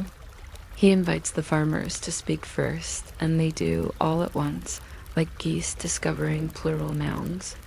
He lifts one finger, and the geese miraculously become sentence-shaped. The dispute is ordinary in the best way. Pasture lines, a hill that is not where maps believe, and sheep whose ambition surpasses fencing. He asks for distances and strides rather than rods, because strides remember bodies, and bodies remember fairness. The boatman offers a brave suggestion about using tide lines to measure land, and the ledger woman shakes her head in the universal language of arithmetic. Forseti listens like a good cup listens to tea, by holding shape without interfering. With flavor dot, he keeps small rituals that never make it into songs. He places a flat stone on the table when a speaker wanders, and the stone's quiet authority guides the words home. He writes 1 line for each side in ink the color of well-behaved smoke, then writes a 3rd line for the part of the problem that belongs to weather. Weather rarely attends court, but it is often implicated. He quotes no laws for a while. Instead, he tells a tiny story about a gate that opened the same way every day until the path changed beneath it. The farmers nod, realizing perhaps that their hill has been doing some private rearranging. The ledger woman produces a scrap of wool to demonstrate how borders drift when sheep advise them. Forseti accepts the wool as Exhibit A in the case of map versus reality, and is pleased that reality has appeared in such a polite format. His decisions happen as slowly as dew collecting. He proposes a solution that does not bruise anyone. Move the fence 2 strides to where the hill obviously believes it belongs. Mark the new line with stones that agree to be interesting, and count strays as guests rather than crimes until the first frost, at which point sheep become winter animals and forget mischief. The farmers consider this and feel seen. The ledger woman modifies 1 number by half and writes an annotation that will cause future bookkeepers to hum with relief. The boatman, whose suggestion is not chosen, is thanked for presenting tide to a hill, a rare and generous idea.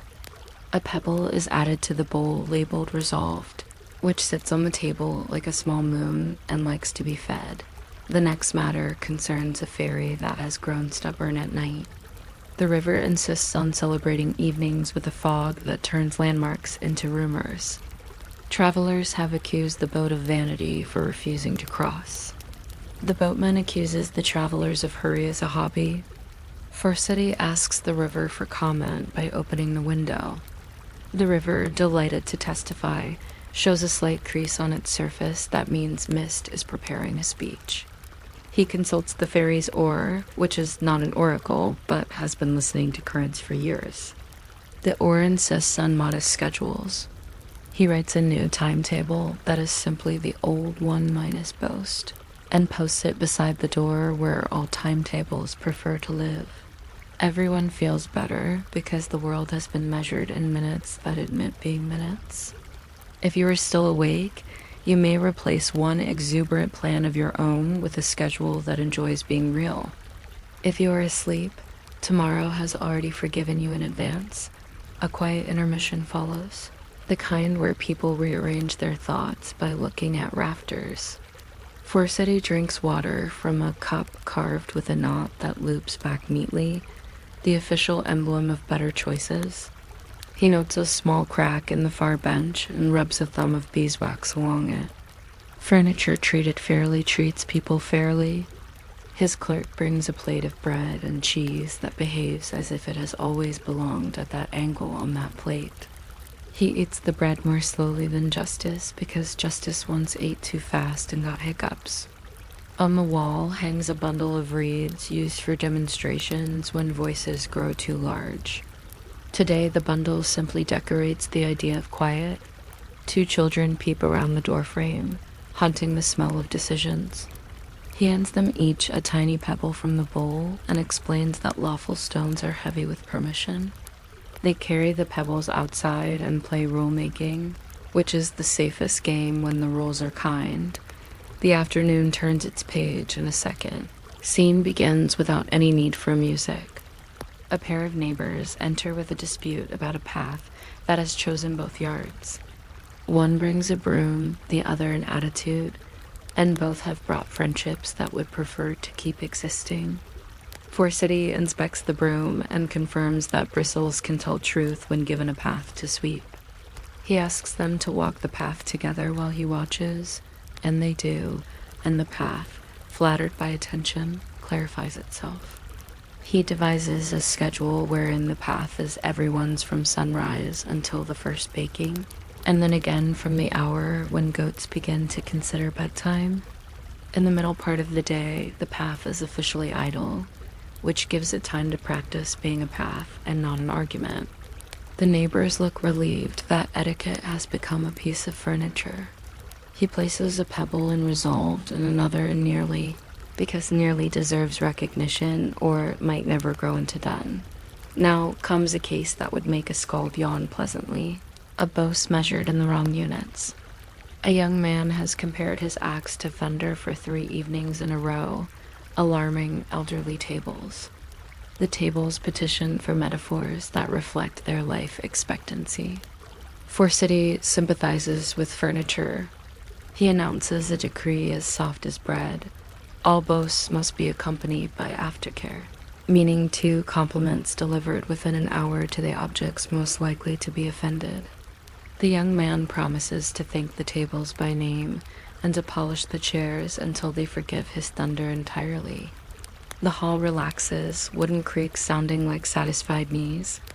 Somewhere an invisible skald trims a stanza and feels wiser than rhyme. Between matters, Forseti visits the box of spare words. It contains synonyms for apology arranged by temperature cool, warm, warmer, and he lends 1 word to a man who cannot exit an argument without a souvenir. The man chooses the warm kind and pockets it the way people pocket pebbles found on exactly the right beach. A woman arrives to ask whether a promise made while laughing counts. He answers with a question about the laugh. Was it loud to hide fear or light because happiness was present? The woman decides it was light and nods to her own honesty. He rules that the promise stands, but it may wear comfortable shoes and take rests whenever the path offers a bench. She leaves smiling at the law's new footwear. The tables, the benches, even the ceiling become accomplices in the work.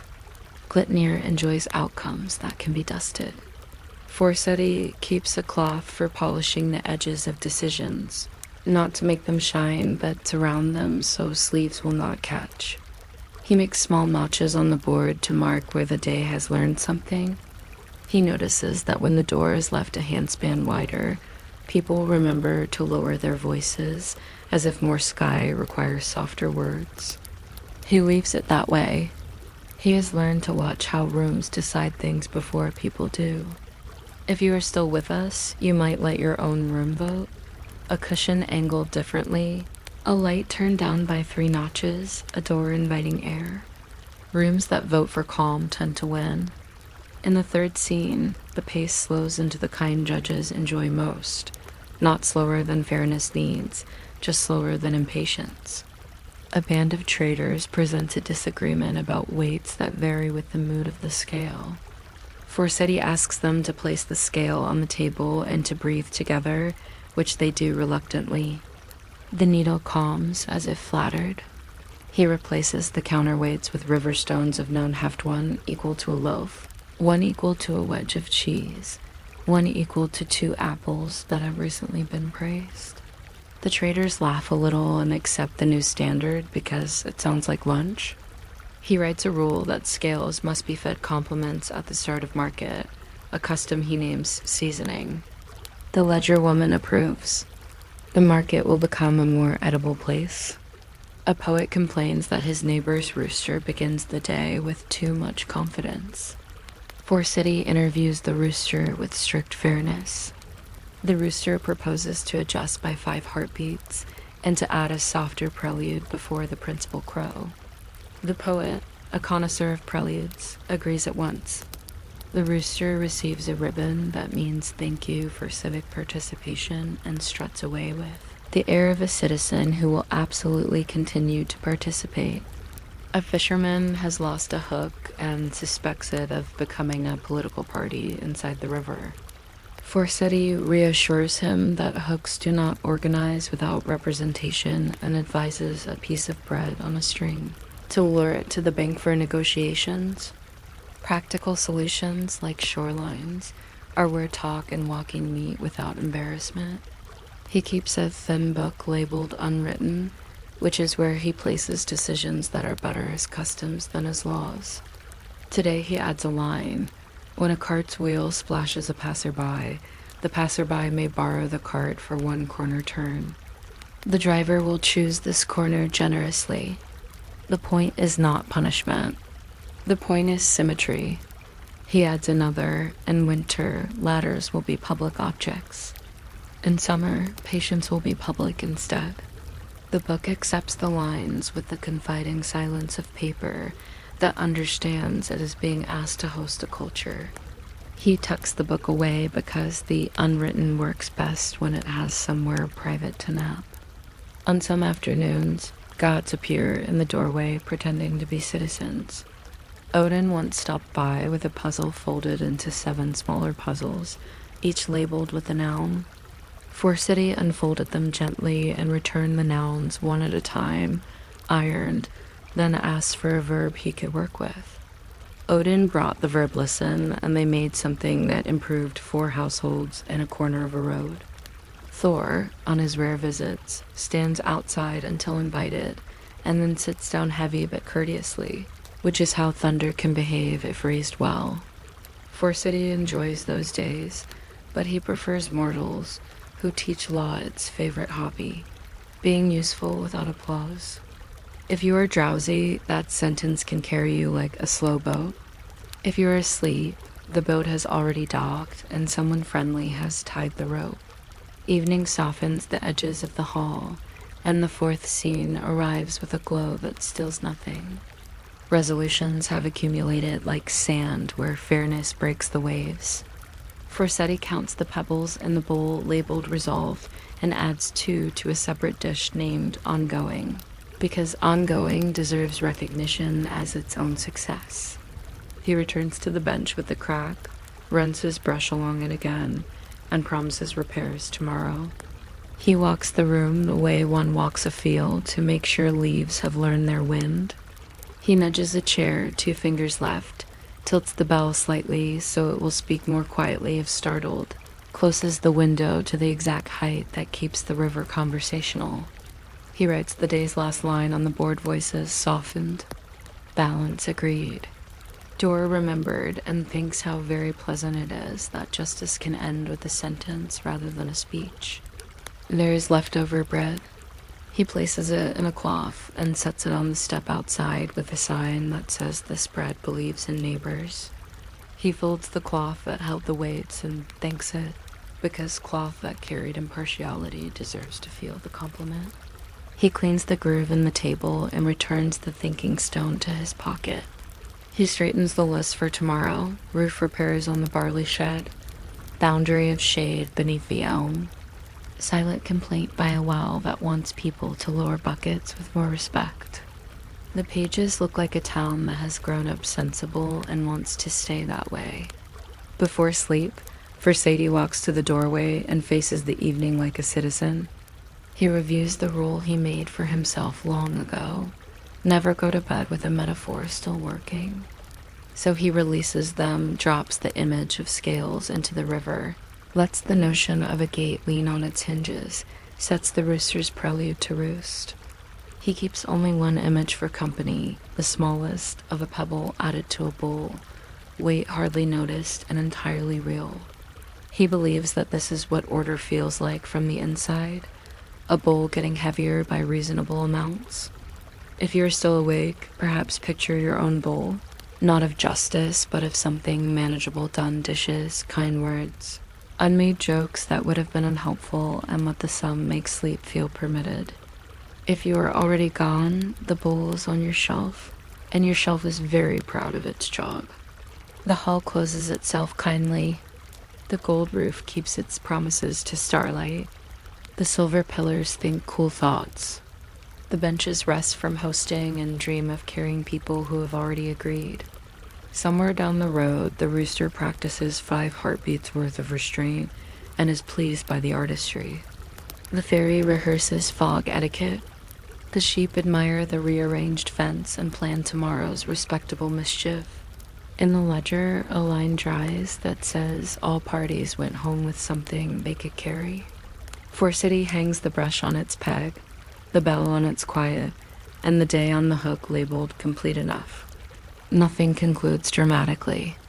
The long sentence of Glitmir simply inserts a comma and continues, prepared to welcome tomorrow with the same soft law that makes rooms behave and voices and shoulders follow.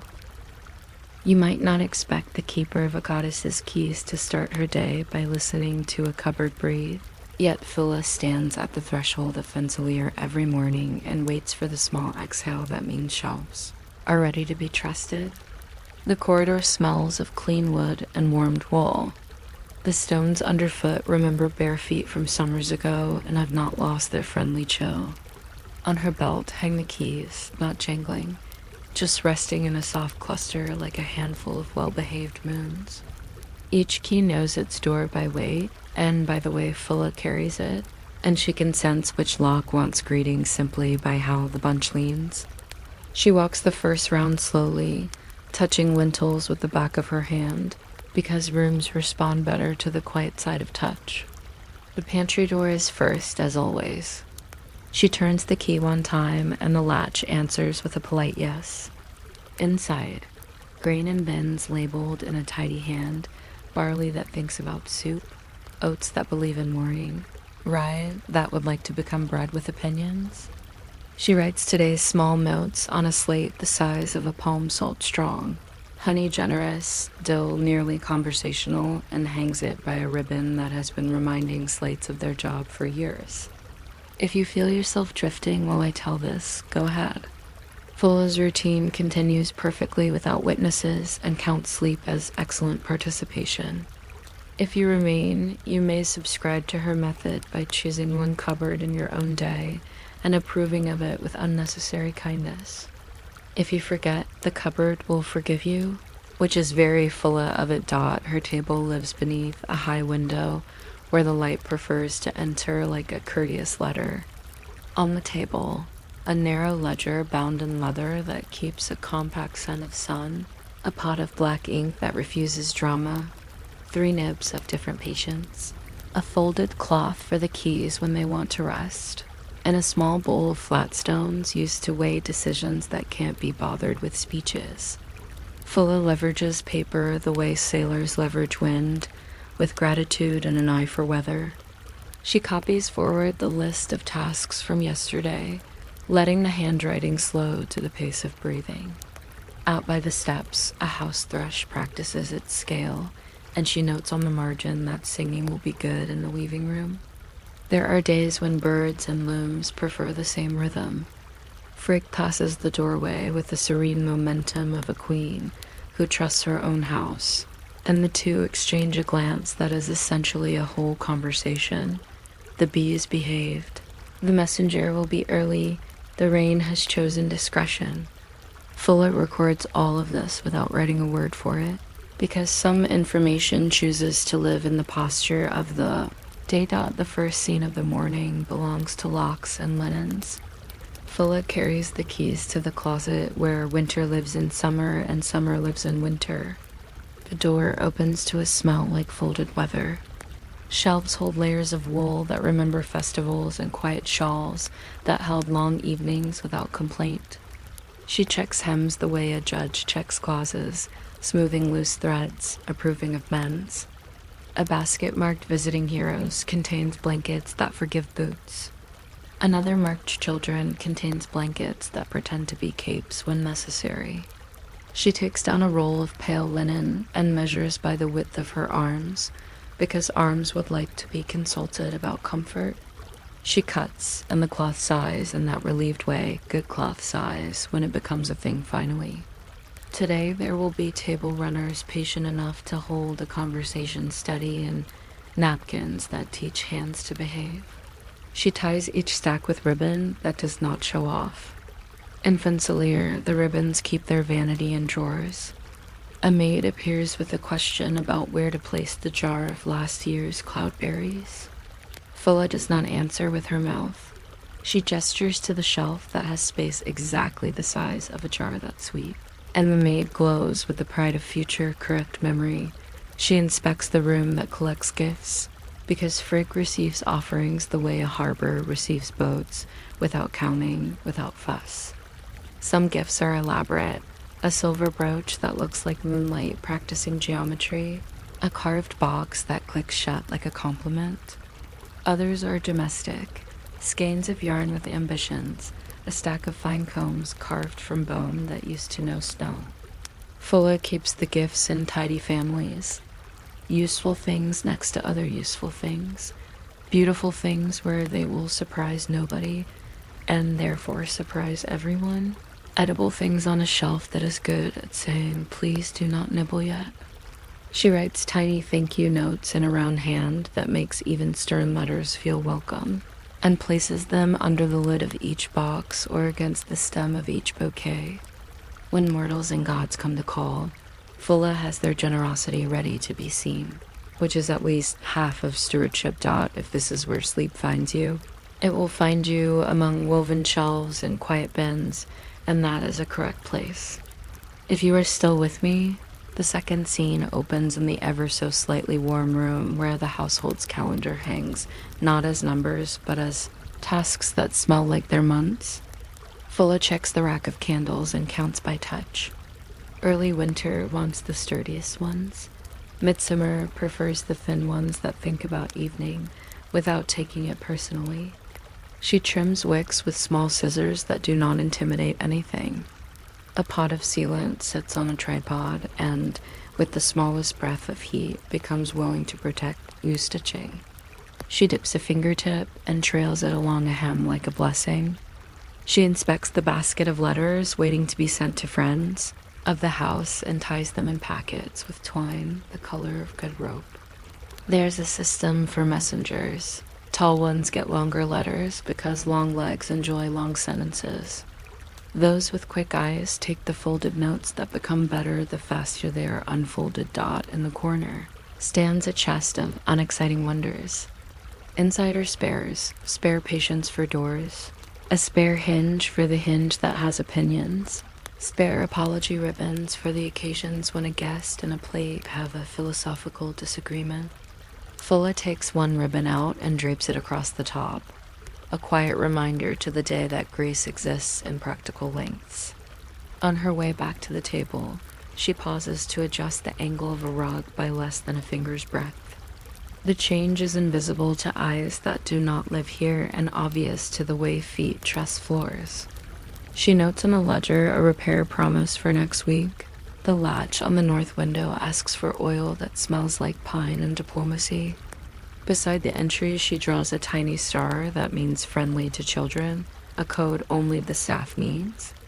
The staff reads the ledger like poets read silence.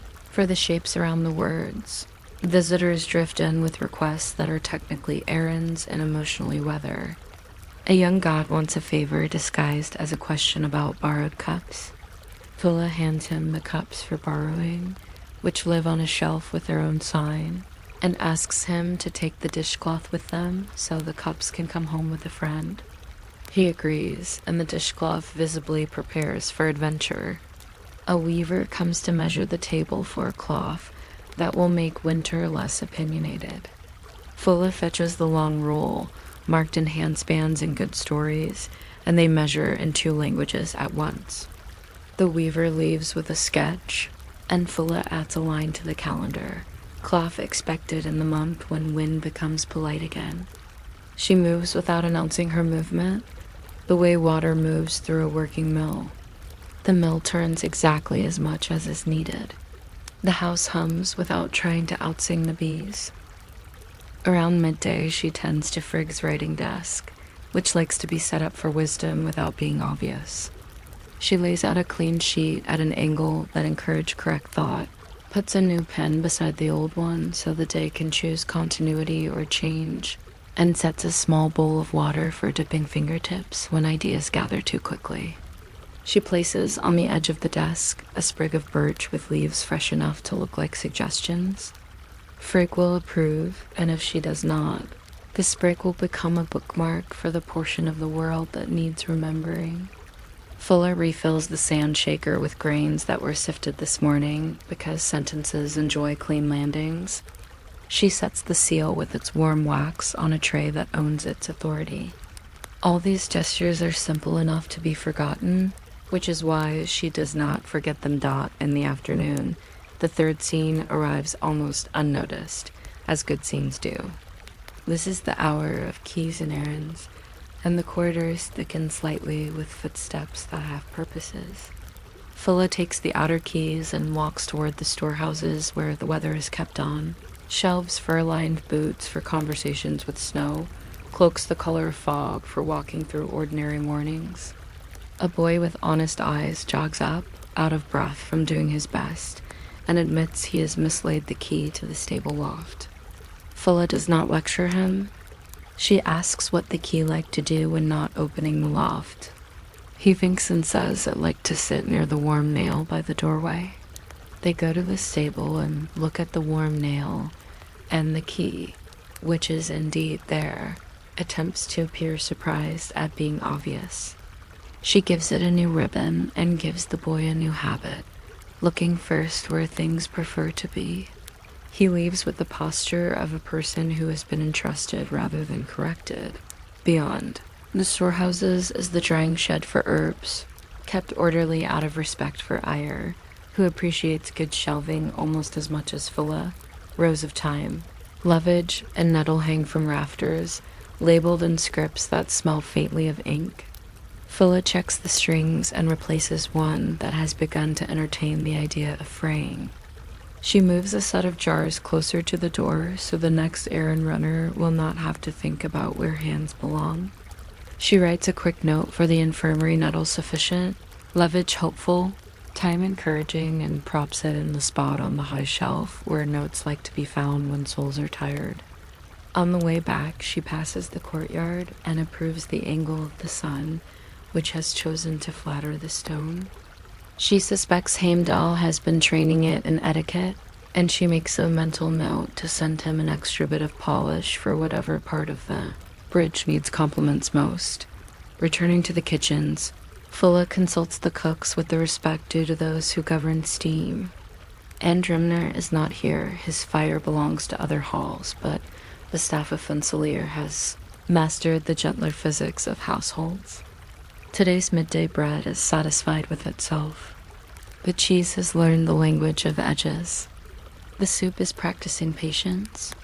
Fulla tastes the broth and writes one word in the ledger study, and the soup produces a small, smug bubble as if agreeing. She carries a tray with cups to the courtyard where 2 mortal guests sit looking brave in the way mortals often look when surrounded by ceilings that can talk to weather. She brings honey water sweetened to the exact temperature of welcoming, and they drink and breathe and practice being part of a story without needing to be the event. It is one of Fulla's quieter talents. making desks feel like details worth noticing. Some errands are ceremonial only because repetition made them holy.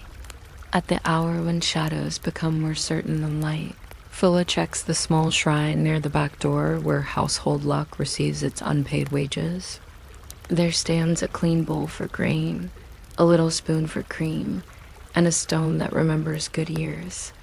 She fills the bowl and smooths it with the spoon the way a patient hand smooths worry. She places a crumb of bread on the stone for the small god of corners who, by all accounts, prefers crumbs to incense and restful corners to praise. She replaces the broom so it leans happy, not weary. Brooms recognize posture. If you have stayed with us this far, you may borrow this right. Set one small thing right without consulting your ambition, and let sleep be the applause. The fourth scene is evening, when the keys grow warm from counting, and the house makes the sound of being pleased with itself. Fulla walks again, slower now, because the second round is always the round where the rooms speak. The pantry asks for the door to be left a finger open to remind the grain that air exists. The linen room requests the window to be lowered by the width of a hem. The corridor where coats hang wants the lamp turned down to the precise pitch where shadows choose good behavior. Fulla talks back in the language of hinges and latches. She adds 2 sticks to the coal basket for whoever passes in the night with cold hands. She sets a jug of water by the hearth with a note in the house script. If awake, drink. If asleep, approve and continue. In Frick's study, she gathers the day's finished letters and lays them in a traveling box that smells like polite decisions.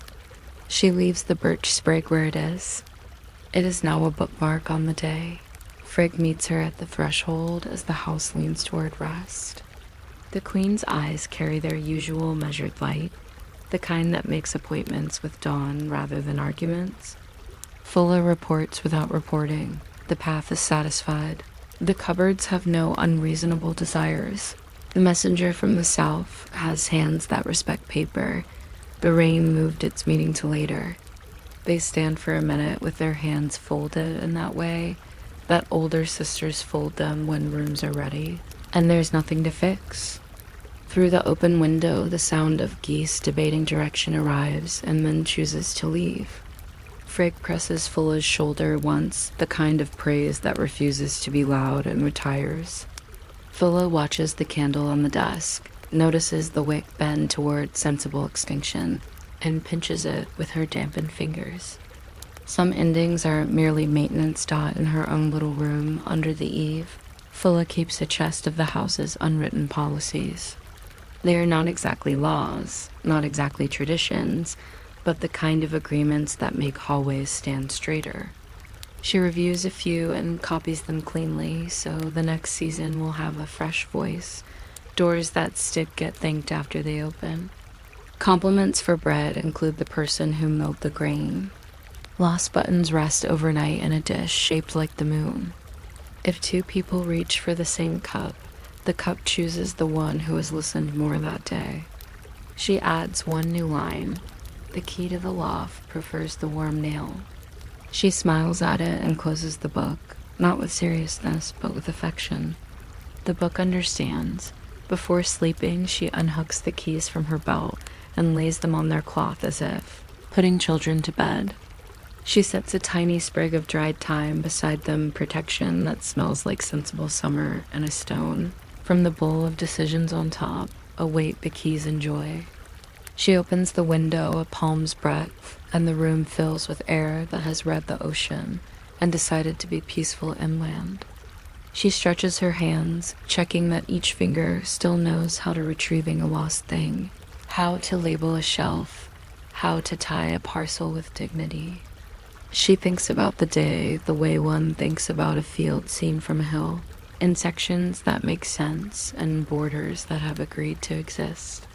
She remembers the boy with the key, the soup's steady bubble, the ribbon waiting to apologize on behalf of plates, the compliments owed to candles, the path that flattered the feet. These are not plot points. They are stitches. The garment holds. If you are still awake at this precise moment, Fulla would offer you a steward's blessing, which is simply permission to be small and correct. Choose one detail to keep. Maybe a glass placed quietly where morning will find it. Maybe shoes straightened so tomorrow walks out without a conversation. Maybe a sentence you will shorten by the length of one breath. Choose it and let the larger plans be missed. If you have already slipped elsewhere, all those details have drifted into place without your hands. The house has done its work. The keys hum their delicate, dull song. The rugs approve their edges. The doorway is confident that everyone will return as needed. Night leans in. Fensalir becomes its own dream of carefulness. The cupboards exhale once more, satisfied. The hearth goes on, whispering the education of ash. The corridor sighs in a language that means welcome in the morning. The small god of corners eats its crumb and endorses the plan. Somewhere outside, the geese pick a vowel the sky enjoys. In the storehouse, the jar of cloudberries glows faintly, proud of being precisely where it belongs.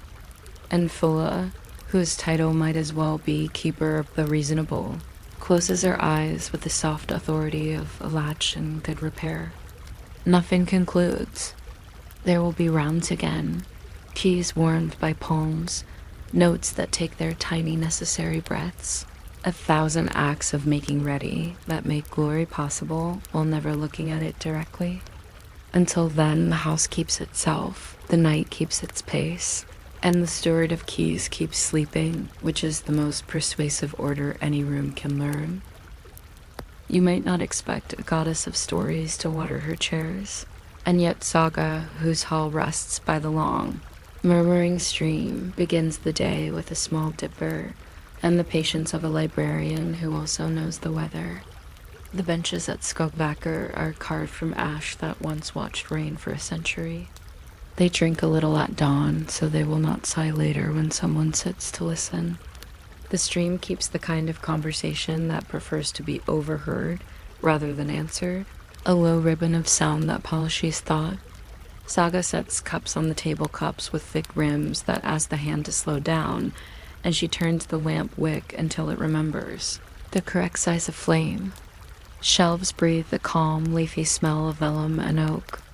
A ladder waits with both feet on the ground like a courteous tall friend. She ties back the curtain with a strip of woven blue and says good morning to a jar of ink, as if the ink might write more kindly after being greeted. Odin visits here sometimes with his travel-dusty cloak and his single, attentive eye. The stream enjoys having a little kingfisher of attention perched on its bank. If you're still awake in a few minutes, you are welcome to subscribe to the gentle membership of this hall by adjusting your breath to the speed of water. If you drift off sooner, the stream will mark your absence as graceful and file it under guests who understood the furniture. Mornings in this place are a rehearsal of quiet agreements. Saga opens a book that smells the way patient barns smell in winter and reads a page aloud to test the air. She never hurries the first sentence. First sentences are like doorways, and doorways deserve to be admired even if you have passed through them 1,000 times. The words are not heroic. They are well-made bread. Odin arrives with a story folded into his sleeve. He unfolds it without drama 3 folds, then a pause for the stream to have an opinion. He reports on a farm where the gate had begun to think of itself as a law. The farmer listened and built a second, smaller gate just for wind. Saga nods. This is the size of story that pleases her, and writes a line that will make sense to future eyes. A path divided and both halves learned manners. She pours a small cup of mead that mistakes itself for tea and sets it by Odin's hand. He does not drink yet. He is listening to the color of the room. Together they practice their favorite ritual, which is half reading, half doing nothing. If you are still here, you can practice too. Choose a sentence that does not need you, and spend a moment not improving it. If you're asleep already, perfection, the sentence has been left alone and is very proud. The shelves are arranged by flavors of time rather than alphabet. In one corner live the slow years, the ones that teach roofs to breathe. Nearby wait the brisk years, which are good at making plans. Saga keeps a drawer for unwritable things, lined with a cloth that dislikes gossip. Inside are tokens labeled with small runes that mean tell later, tell only to trees, and tell to bread while slicing. She sorts the morning's donations. From the north, a tale arrives about a net so well mended it caught peace. From the south, a list of new words the geese are trialing this month. From a passing skald, 2 rhymes that refuse to be introduced. She strokes the rhymes, once with a finger dipped in ink, and they relax into cooperation. Odin contributes a memory that does not know whether it is useful. Saga shelves it beside whether that never happened, which is where doubtful memories grow into footnotes. The stream, overhearing, adds a comment by adjusting its pebbles. You would not think pebbles could vote, but they do, and their ballots sound like softened clinks. A king once asked Saga how many books she owned. She answered with the distance between dusk and the first candle. He counted and decided to become wiser more quietly after that. Midday invites the second scene, the light turned down by 1 polite notch, the sound of the river practicing handwriting along the bank. Saga chooses a quill from a cup that holds them like tall grasses. Each feather has the personality of its bird. Raven quills are decisive. Swan quills are diplomatic. Gold quills tell the truth, but insist on salt. Today she selects a swan because the story wants to be generous. She sharpens the tip with a small knife that would rather be helpful than sharp and dips it into the ink that has been reminded to mind its temper. The page behaves. Odin sits with his cloak folded into respect and thumbs through a codex whose edges were painted red by someone who liked to see book corners blush. He reads lines as if tasting fruit, a phrase here, a pause there, a long look at the rind. They talk in short, edible sentences. She asks whether wisdom tastes different from patience. He replies that patience is the plate you notice only when it is gone. She writes that down, not because it is profound, but because plates are worth mentioning. If you're awake, you can write one ordinary fact for your own ledger. Something like, the window was kind today, and consider that an excellent entry fee for the afternoon. If you've left us, the ledger has graciously forged your handwriting in a flattering style. Visitors drift through. A fisherman comes to deposit a story in which his net did not break because a gull scolded it into duty. Saga thanks him with a bookmark shaped like a wave that never needs to crash. A child arrives with a question about whether dreams count as reading if your eyes are closed. Saga stamps the child's poem with a tiny rune that means yes while asleep and slightly yes while pretending. A woman from a far farm offers a proverb that has not yet found its own rhythm. Saga sets it on the windowsill to warm, and by sunset the words will have become a path people can walk barefoot. Odin listens and files away a hush for later use. His pockets are famous for carrying small silences. The stream makes a louder note for a heartbeat as a trout revises its plan, and then returns to the usual cursive. On the far shelf, a scroll unfurls itself a thumb's width as if to get some air. Saga walks over, pats it back into order, and the scroll is grateful in its papery way. The hall keeps a table solely for margins, because the margins of books often know more about the day than the text does. Saga copies a sentence about stars and leaves a thin lane beside it for the future to add its corrections. Odin writes a small picture of a shoe there, meaning walks well, the kind of review that books appreciate. She sketches a loaf that means reads best with food. They keep a jar of commas on the sill. When a page runs too far, they tilt a few commas into the paragraph like stepping stones so that I can cross without getting wet. Saga invented a mark that looks like a tiny lid. It means close this for now, open later with tea. The mark appears dozens of times in her manuscripts and has saved countless evenings from unnecessary brightness. If you are still present, adopt the lid mark somewhere in your mind and set it gently over any thought that still wants to talk. If you're not, the mark is already in place and the thought has agreed to postpone itself until morning, afternoon. Leans into the third scene, which is shelving and unshelving disguised as walking and thinking. Saga's ladder is polite, but she still speaks to it the way you speak to a horse that remembers all your better decisions. Up she goes to the shelf of places that changed their names and kept their manners. Down she steps with a volume about doors, how some swing out like greetings and some swing in like secrets. She dusts the spines with a brush made from the kind of feather that likes to retire with dignity. Odin occasionally hums, a tone that tastes like cedar and visits. They stop to repair a map that has developed a tear exactly in the part of the sea that has the best stories. She patches it with thin paper and writes "mended by listening" in the corner. The stream approves by not overflowing its bank, which is a very stream way of saying bravo. The air smells of ink and mead and the timbers of the house remembering that they used to be a forest. Skogveig Becker is famous among shelves for its spine etiquette.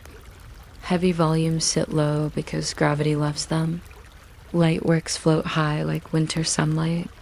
Collections of small poems cluster near the door, convenient for pockets that enjoy leaving with literature. There is even a shelf for pages that misbehaved once and were forgiven. Saga insists that forgiven pages make the best first chapters.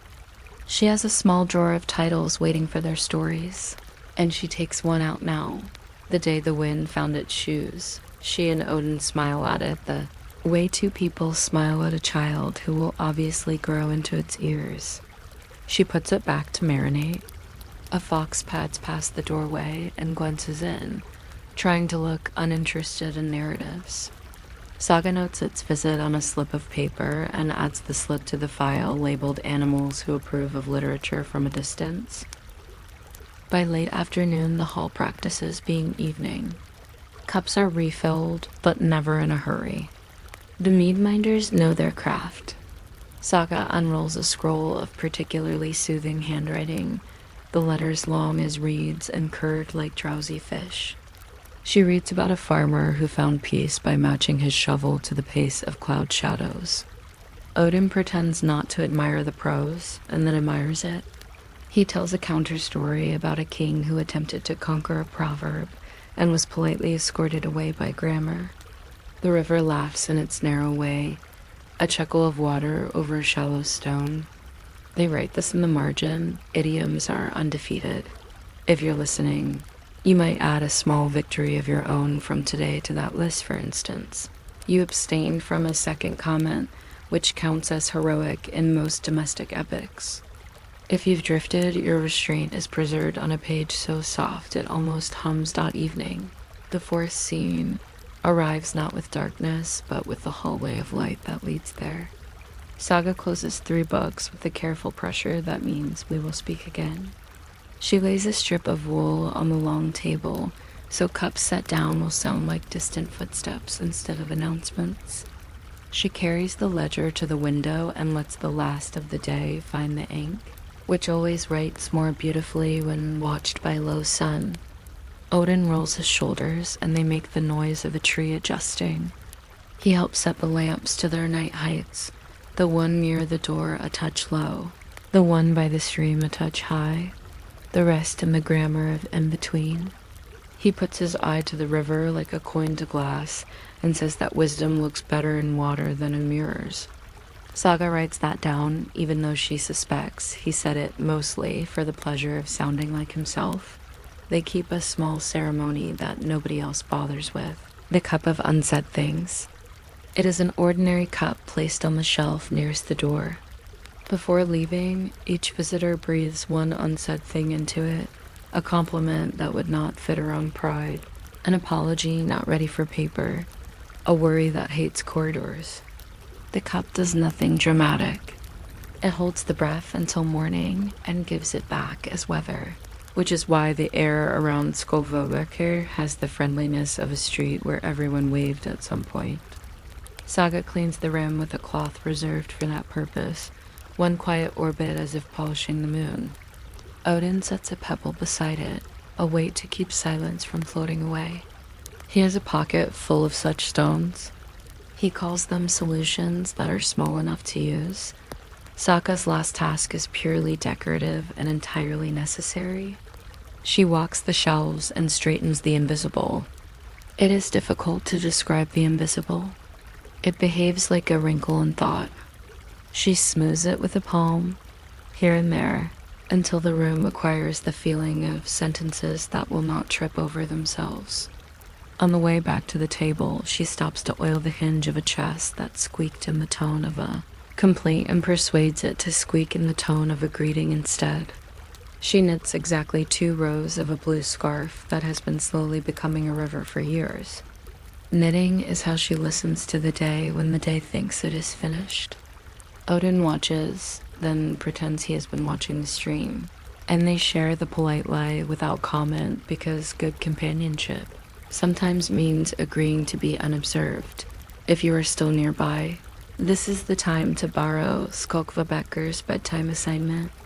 Choose one book-shaped thing from your life, a drawer, an idea, a conversation, and close it as if it were valuable. Not because it is difficult, but because it is yours. Set a small object on top to declare its rest, perhaps a key or a button or a thought heavier than it looks. Breathe into the cup of unsaid things, which might be an actual cup or the space above your pillow. Consider yourself cataloged under to be continued. Pleasantly, if you are already far away in sleep, Saga has done all that for you with librarianly discretion. Night grows comfortable around the hall. The stream writes long cursive sentences in the dark where nobody grades them. Lamps become small moons that admire their own moderation. The latter leans with the posture of an old friend who knows it will be needed tomorrow. On the sill, the jar of commas gleams faintly like a constellation of pauses. Even stars require punctuation. Somewhere a fish says goodnight to a pebble. Somewhere a cup dries at the exact speed of forgiveness. Odin stands tall as an idea learning to be gentle and thinks the room in the language of cloaks. He slips into the door like a page into a book.